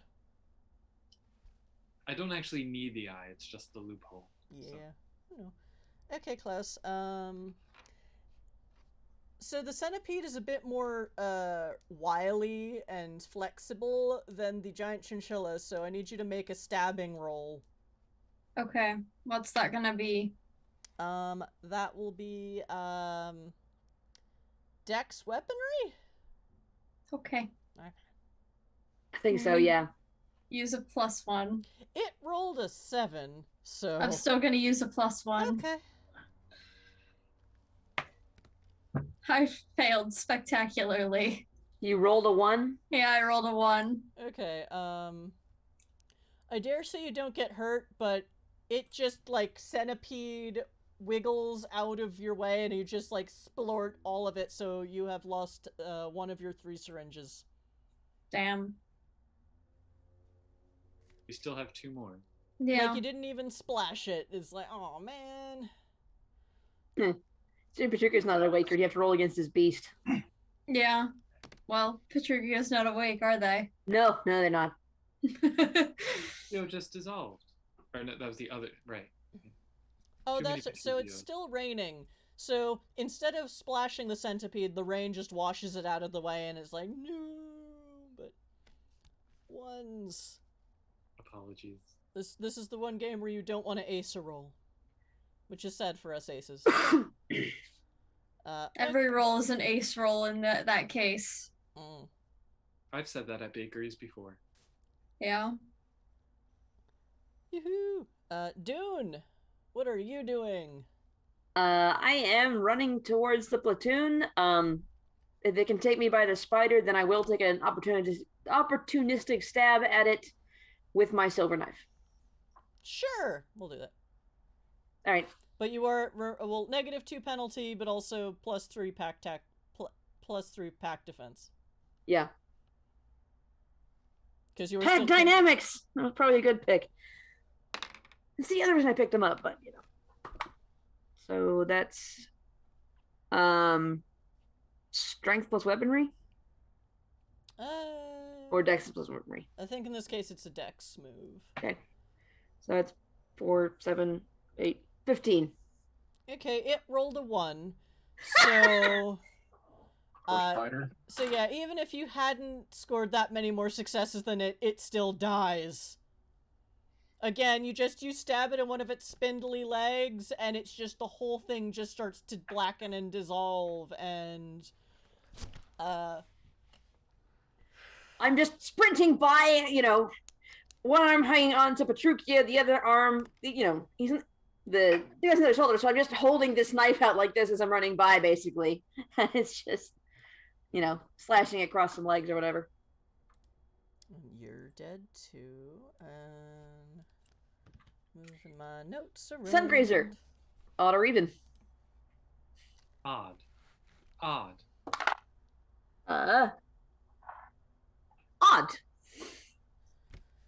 Excuse me.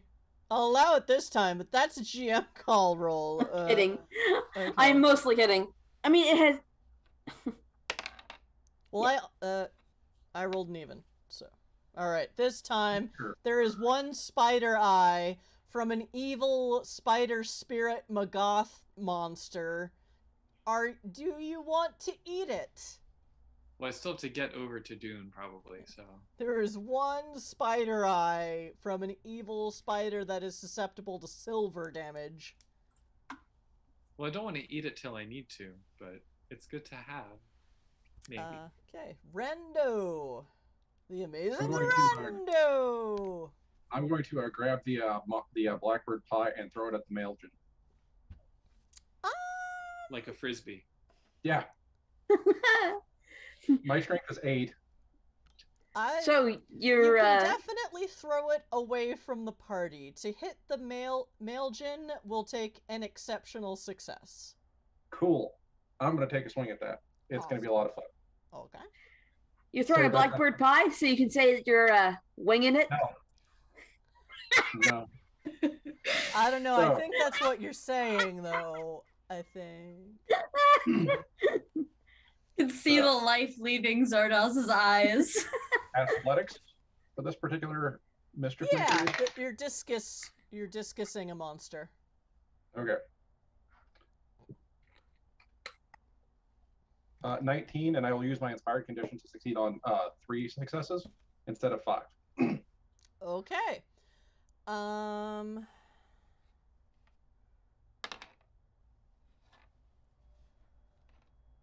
Is one of the Maeljin's Banes being hit by a pie? Not as far as you know, but that doesn't mean it isn't. Let me see. It's a very specific bane. But it's the kind of bane that it never would expect, you know. It's true. Right? It's like hiding your heart in a duck, in a log, in a well, and Yeah, no one will I ever feel think like of there that. was an egg and a chest in there somewhere So too. Yeah. Rando throws another spirit at a spirit. You hit the Maeljin and do 1 bashing. That's fine. So, good job. you What threw it happened 10 to stories Fire? up, bud. That's a hell of a throw. Yeah, but did the pie explode? How much damage did this deal to the pie? Right. And does the pie count as a bludgeoning attack, or does the pie count as a mundane attack? Define mundane. Let me check my mantle. Yeah, check that real fast. The pie rolled a 6 on its defense, so just tell me what the book suggests might happen, and we'll work something out. I'm pretty sure the pie does not survive. My mundane attacks deal aggravated damage when I'm defending a member of my freehold, Okay. which Puka is a member of my freehold, so that would be 1 aggravated damage to the Maeljin from the pie hitting it in the. Oh, okay. Yeah. All right, so Rando hits it with the pie explodes, and the Maeljin looks rather annoyed at you, very, very angry, because, yeah, that hit a lot harder than it was expecting it, and how dare you in its own domain. Did the pie dislodge one of what I'm sure are thousands of eyes? Odds or evens? Odds. No. Dang it. Pie It just pies or pushed the it- Maeljin pies? Instead of knocking it out, it pushed it further in. But there's a whole bunch of blackbird eyes on the ground now from where the pie exploded, right? Odds or evens? Odds. I'm just gonna go. I call I- edge. Just want Sungrazer to have a jar of eyes, like classic horror basement style. Listen, Question for that's Sungrazer. weirdly- Do cybernetic eyes count for that loophole? What's that? Question for Sungrazer. Do cybernetic eyes count for that loophole? That is an excellent question.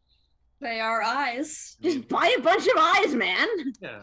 So it's true. Rando, you did more damage than it expected and is very angry at you, but you get a sense it has a lot more than 1 health level.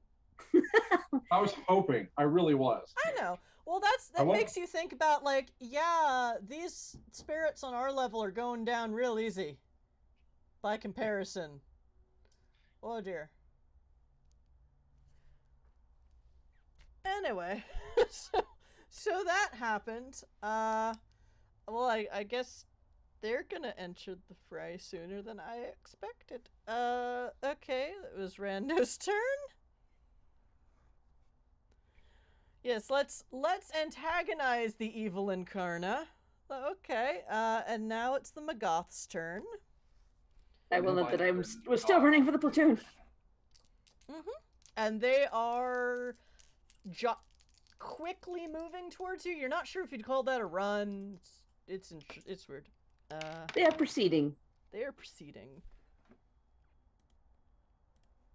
More monsters. Yeah, these. I think at this point, Dune is. You also get a sense that these you're pathing these creatures pretty quickly. These are definitely the little minions. Yeah. It's just that there's so fucking many of them. I mean, Sungrazer just took out a lot of them. But Yeah. Which is why I am only attacking you with 2 more. I'd take out more of them if I had some eyes to work with, but Look, I have. We're working on it. no, You're- I know. That's the thing. Spirits don't obey laws of physics, even when they're not Magaths. Like, you know. Well, as soon as we get out of hell, the first thing I'm doing is buying some eyes. You can definitely find them in Logoi. I might be able to find you some organic eyes on the black market. Even better. the metal ones are kind of crunchy. Yeah, and when they pass through your digestion. This is a question. Do you have to Which is a question I want to ask, but now I gotta have to, I guess. Do you have to swallow the eyes? Yeah. I believe you do, yes. Sorry, the question should have asked was, do you have to swallow? It specifies eat, so Fair. Okay, so, oh, no, the blackbird pie is out. Bye-bye. The spider is also And out. Spider is also out. So now, you still have the blood, you still have the centipede that's sensitive to blood. And now another centipede that is also bloodbane is coming at you, as well as a swarm of ravens who are also susceptible to blood. So luckily a whole bunch of bloodbanes have come at you, because all the water spirits are dead. Or all the anti-water spirits are dead. I don't know. Waterbane. It's a wound. I don't know what the fuck's going on. I just made a bunch of randomized tables. Because none of this is supposed to make sense anyway. Yay, White Wolf. Okay, so the Magaths are attacking you. It's a spins wheel insect. It from the rolls dice water who hates throws dart blood. Got it. Okay. So, oh. Okay. Rando, they're all attacking you now. Because you attacked Dad. That's fine. Rando is still covered in blood, as I recall. Yeah, that's what's funny about this situation. Alright,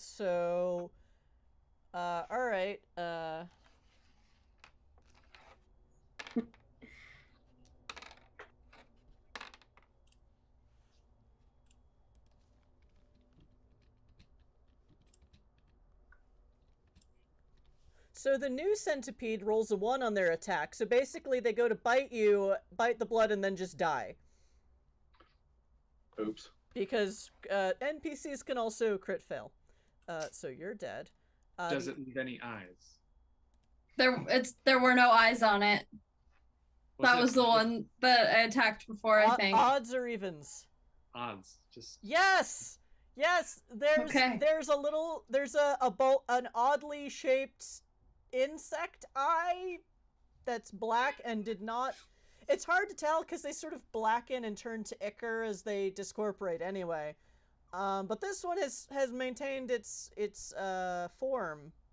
it's like when you put a peep in the microwave and it leaves its eyes behind. Yeah, basically. Awesome. I'm sure peeps are evil too. So the other centipede rolls an 11, and the I'll let rave him hit me. to what? I'll let him hit me. Okay. And then the raven rolls a. Okay, so wait. Thou for sure art no craven, but some staid and stately raven from the saintly days of yore. Okay, the raven rolls a 15. I will attempt to dodge the ring. Okay.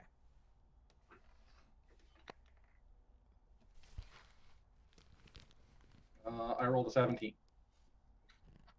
Okay, you dodge out of the raven's way. The centipede does 2 lethal to you by biting you. Okay. But then by biting you and you're covered in blood, it does 2 ag to itself. It's still up, but it's looking rough.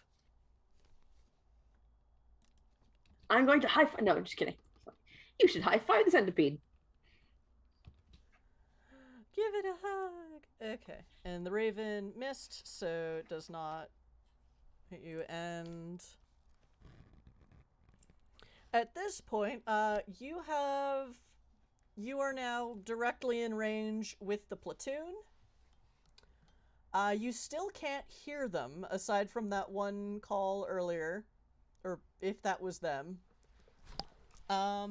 But yeah, Dune, they're definitely in Dalu form. Any of you who has ever seen werewolves shift, these are werewolves. So that call happened before he threw the pie at the Maeljin. Does that mean it was Maeljin. +1 lethal damage? Oh yeah, so it's got an ag and a lethal. However, letting the centipede bite you does not count as an attack. Right. So, just be happy with those 2 ag, please. Okay, so... Technically, my fake hunting would kick in, and it would take my stamina and damage to its jaws. Okay, so what's your stamina? 7. Okay, so that centipede is out. It wasn't sure if it was dead yet, but it's dead now. Okay. Okay. So, the Maeljin has 1 ag and 1 lethal. And is unamused. It is not amused. Good.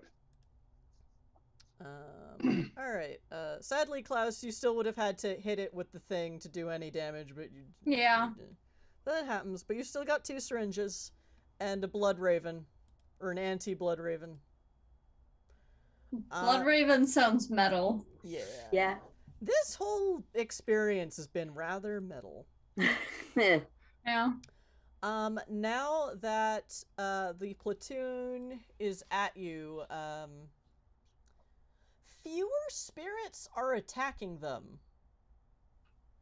Which may make sense to some of you and not to others. However, they are doing really well with, ranged weaponry, and it looks like they came prepared to fight these things.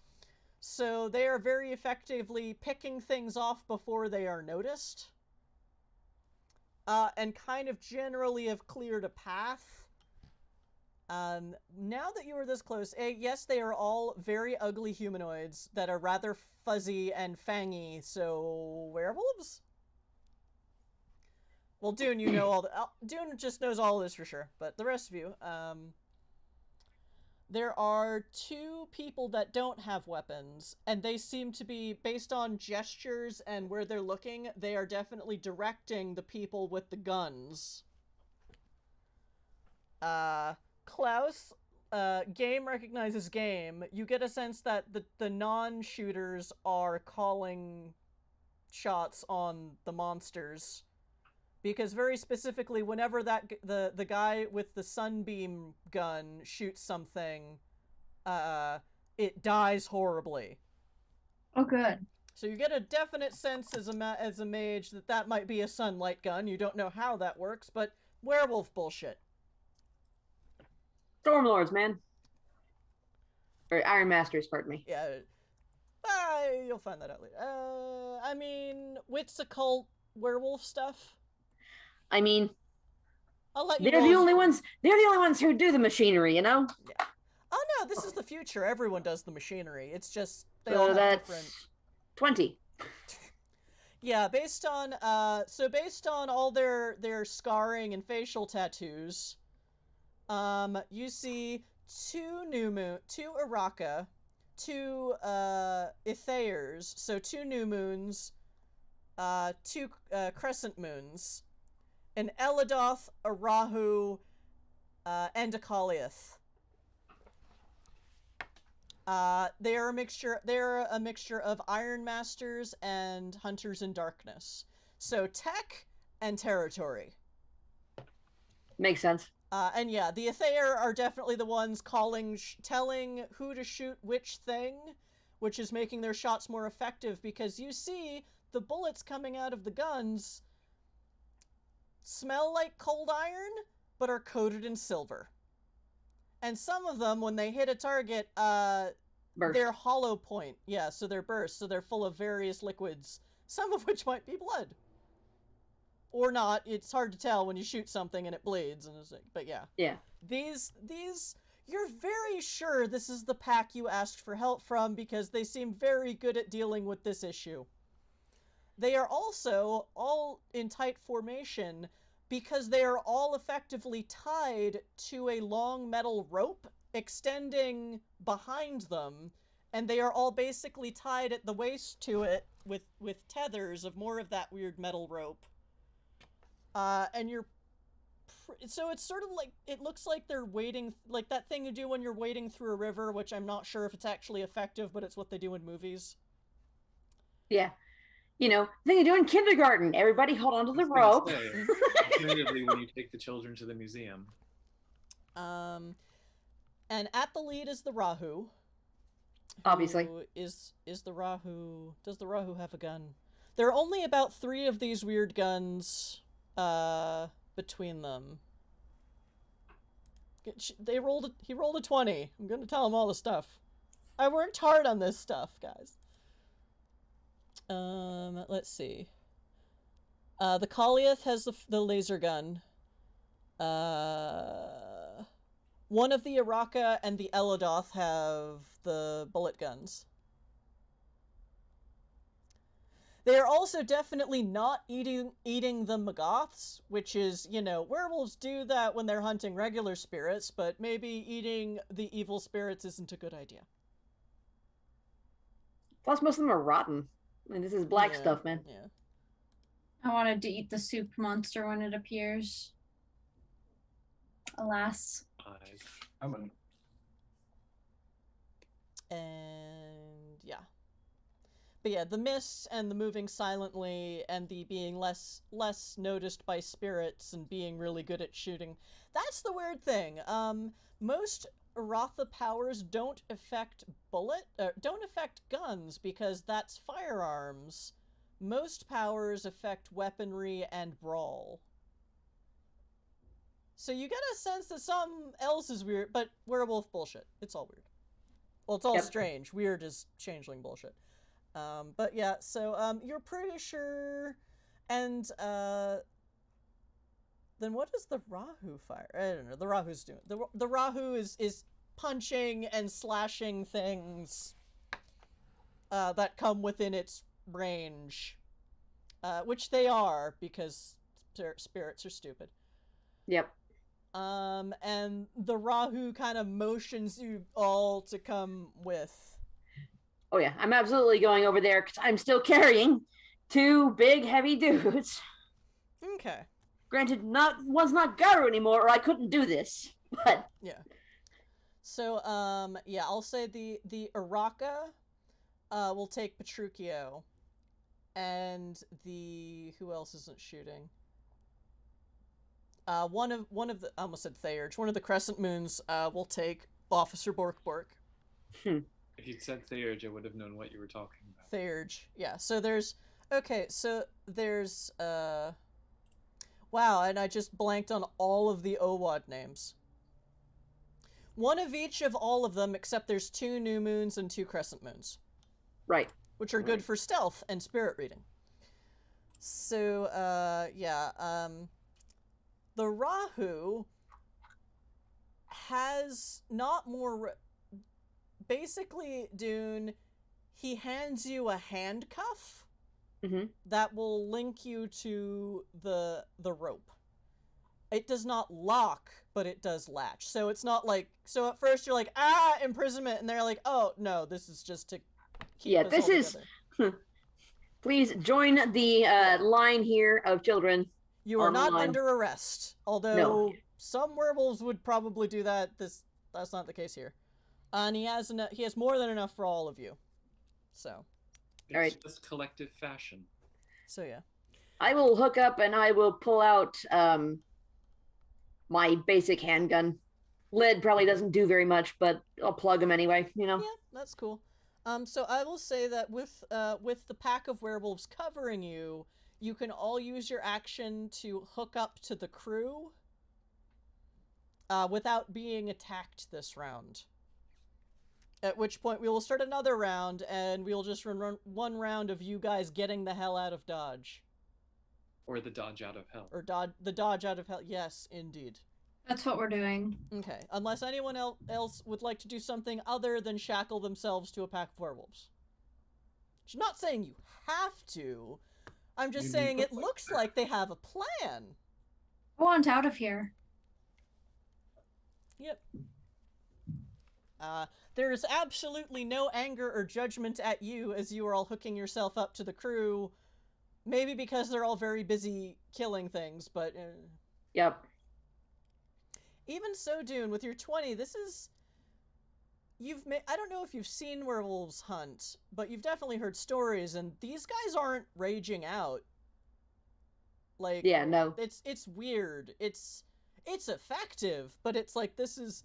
Results not this is not a typical hunting style. No, this is certainly not what I would have seen in wolf country. Yeah. But then wolf country doesn't have a wound in the middle of it as far as you know. So you all hook up to the Wolfie boys? Yes. Okay. Or the band of wolves. Alright, so moving as a group, do any of you want to do any more attacky stuff? Klaus, you are out of spirit reading. That's fine. You may roll again if you want, but this is now last. That was round 4, so this is 5. So does anyone want to do anything other than, like, Dune, you can keep shooting in conjunction with the Wolfie Wolves. You still can't hear them. So... And you also see some of them have digital glasses, basically. So you get a sense that maybe some of them have brain computers as well and are communicating that way. I'm throwing a rock at the Maeljin. Awesome. Okay, that's a lot smaller. Can than I stop you from throwing the rock and hand you a silver knife instead? I'll allow it. I mean, sure. Because I heard Klaus call cold iron and silver on that guy, so I'm gonna hand you one of my silver knives instead. When I see you winding up to throw the rock, and it's just like, that's not gonna do much. Try this instead. Might be surprised. My bane is rocks. I mean, it's not impossible. Oh no, you discovered my weakness! It's tiny knives! I cause aggravated damage with my rocks, so... Okay. Fair. Well, okay, so this is much smaller, and you are even further away. I'm gonna say, like, the pie was a big thing. It was like 5 or 6... How tall is Klaus? Were you saying between 5 and 6 feet? Yeah. So this was like a 5'6" wide pie. Yeah, I'm gonna say you need a mega success. Aim for a 35. And we'll give it a shot, see what happens. Chet, if you think that's excessively unfair, you have not watched very many of our streams. This asshole regularly rolls over 30, and I don't feel bad about raising the difficulty level here. Yeah, but he usually rolls over 30 when he's trying to convince someone of something. Yeah, usually. Okay. So 10, 8 is 28. My dexterity is currently 7, and I have a dot in athletics for a 36. Oh, see? Yes, see? Alright, Yeah, so, okay. So how much damage do you do between... You get an additional lethal from whatever, probably the Kaliath did. Yeah. What's all, any additional... It's whatever the damage for the knife is. Plus... so 1. Plus my successes. So usually. It's 10 successes. Right, so it's 10 ag plus the lethal. Okay. Plus whatever the bane damage does.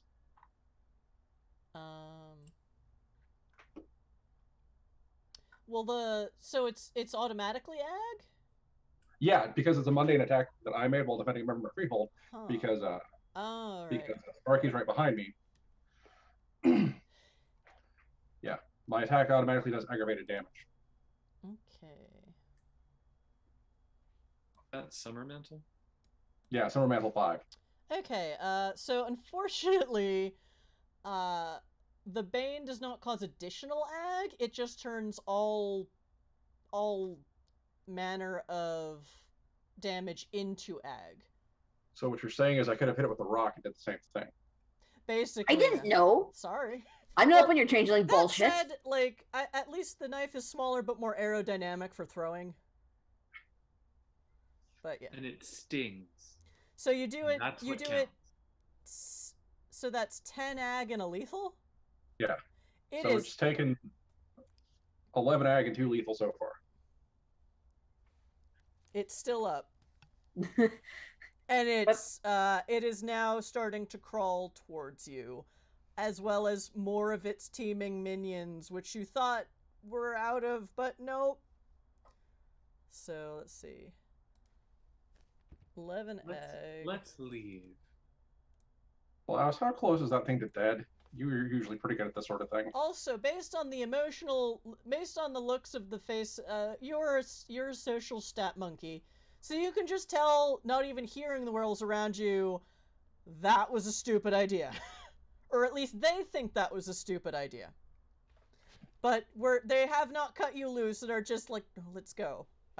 So yeah. Can I tell how close it is to dead? That'll require a roll. Yeah. I'm just curious. Me too at this point. I dare say that I'll just let it be a mundane roll. If you roll high enough. What do you mean by a mundane roll? Are you trying to spirit read it? Or Probably because I know Okay. it's a spirit, but Okay. Yeah. maybe I'm not. I don't know. Okay. I dare say if you were mundane, a mundane medical check would not work on a non-mundane creature. So yeah. Fair. Rote time. Or whatever magic time. Supposed to be wit spirit. Well, you have to cast a rote. Okay. Yeah. So, wits plus something plus spirit. Actually, yeah, wits medicine plus spirit, I think, is how it would probably roll out. Think that Improvised sounds correct. Spell.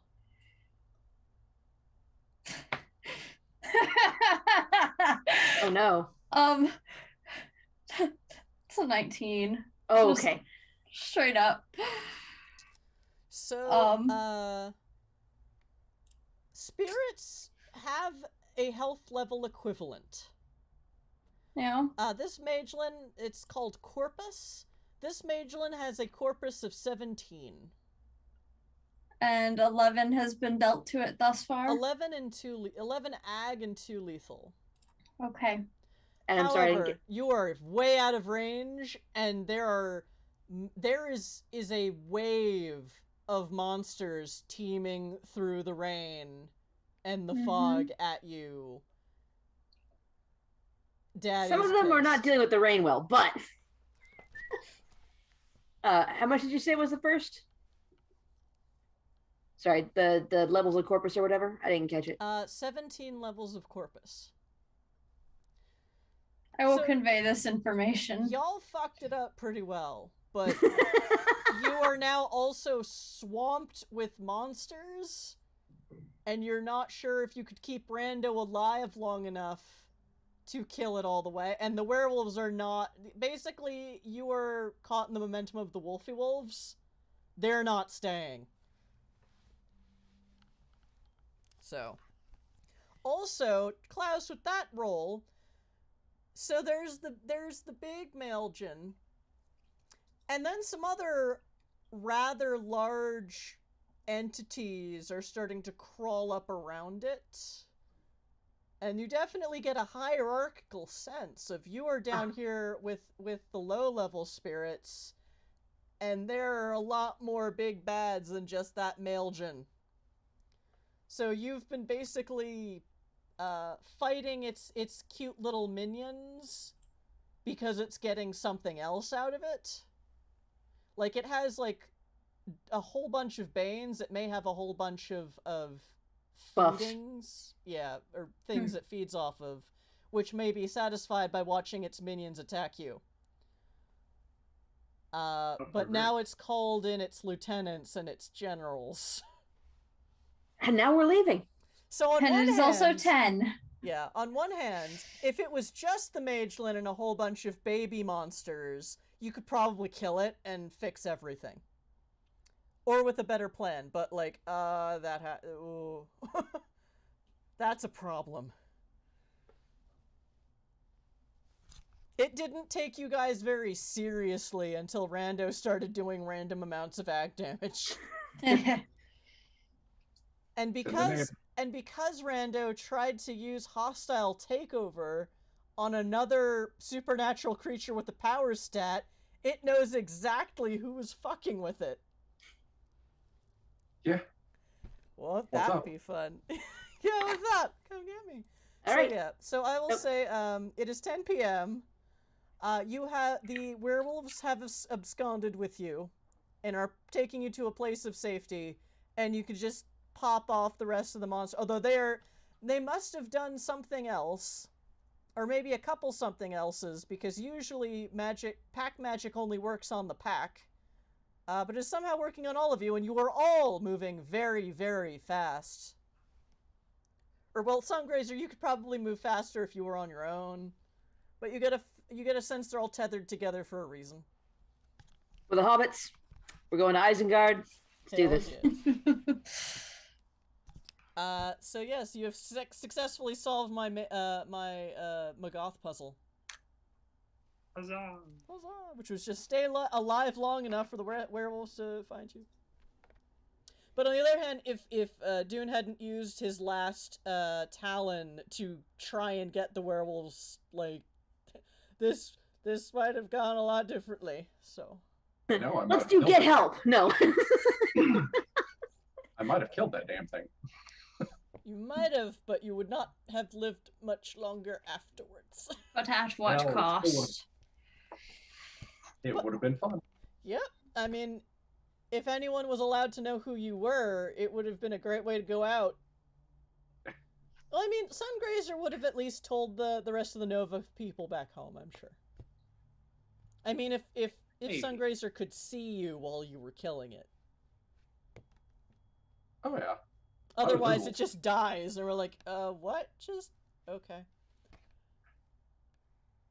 Yeah, wounds are nasty. I'm hoping its minions eat it since it's wounded. You don't stick around long enough to find out. Nope. Right? But, I mean, it scans, because this whole place is a fucking evil ecosystem. Anyway, chat, it is 10 p.m. We started a bit late, but some of our players have things to do early in the morning.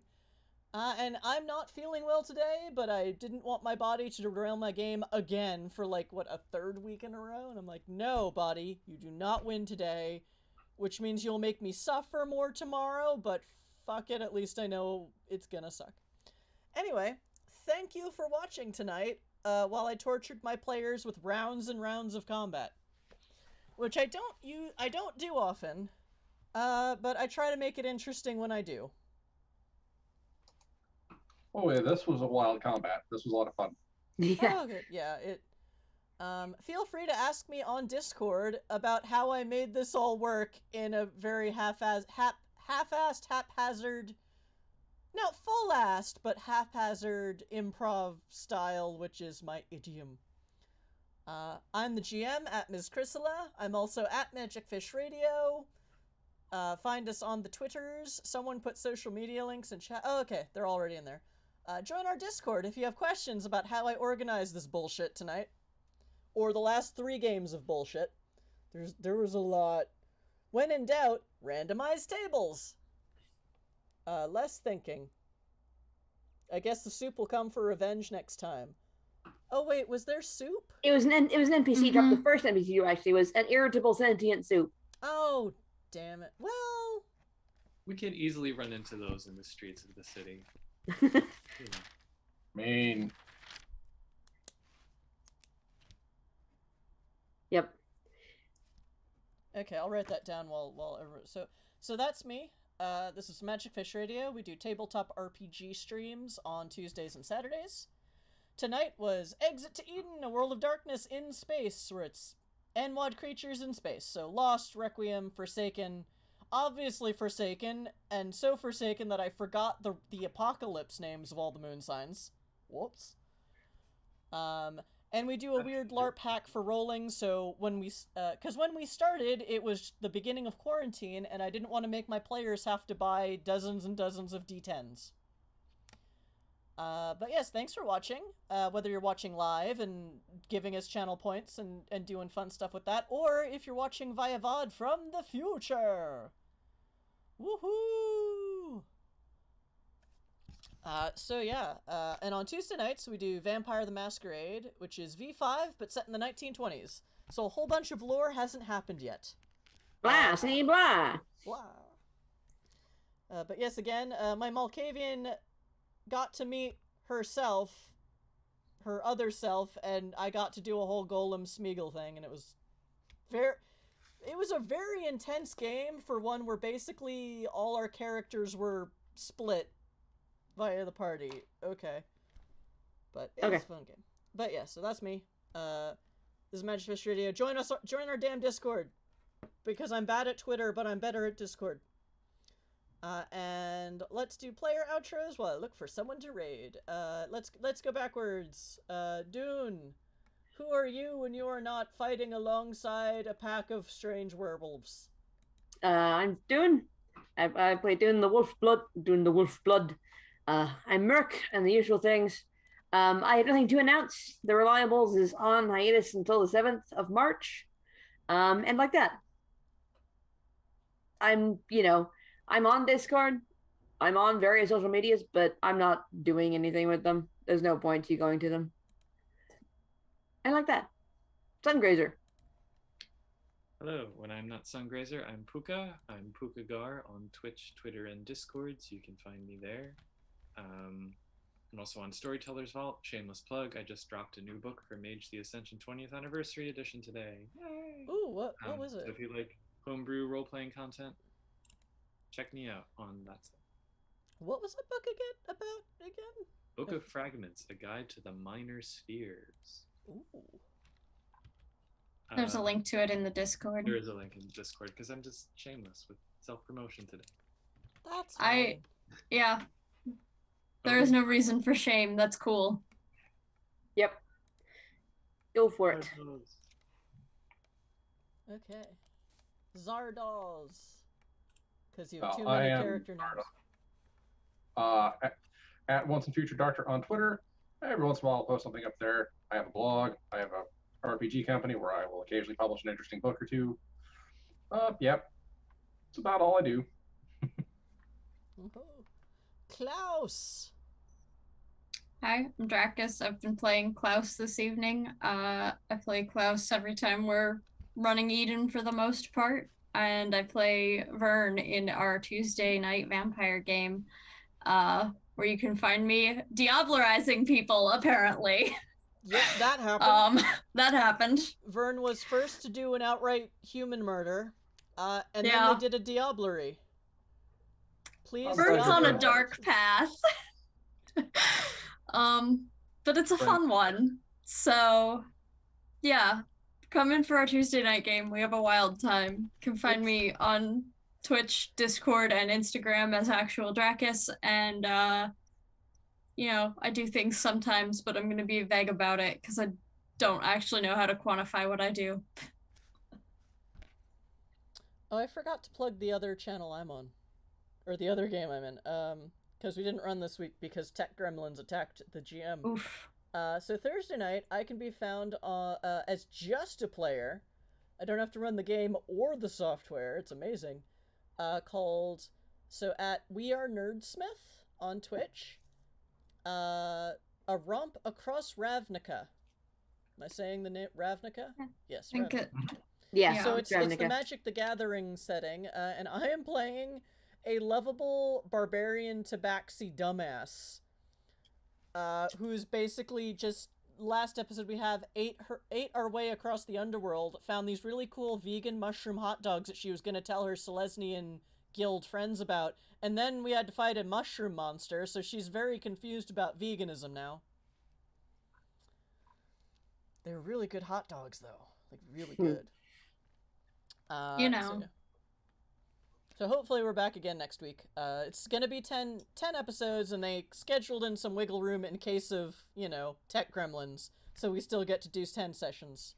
And we level up every session, and because one of our players drew from the equivalent of the Deck of Many Things, and the card said add +3 to anything on your sheet, and she said levels. And the GM hadn't thought of it, and he's like, "Well, I said anything, so yeah." And then he decided, you know what? The whole party levels 3 levels by next game, and I have a lot to keep track of on my barbarian sheet now. Oh dear. Yeah. But it's fun. So yeah, we are going to be raiding the Dice Cult, who are the only people on my list who are running an RPG right now. Otherwise, it's all DJs. So yeah, they are running Vampire the Masquerade. I assume V5. I forget actually. But yeah, thanks again for hanging out with us tonight. I'm sorry we had a late start. But yeah, and we were gonna do Eden 2 weeks in a row. So next week will also be Eden, or we will maybe talk to the werewolves. We were gonna do tonight, but And typically... explain ourselves, maybe. Talk to people? Talk to people. Well, werewolves, if Yeah. werewolves are people. That doesn't sound like us. You're good at talking to people and buildings. I am good at talking to buildings. That's very true. So yeah, chat, until we see you next time. Don't try that on the werewolves. They might just rip your head off for it. Okay, bye. Take care of yourselves, take care of each other, and please diablerize responsibly. Bye!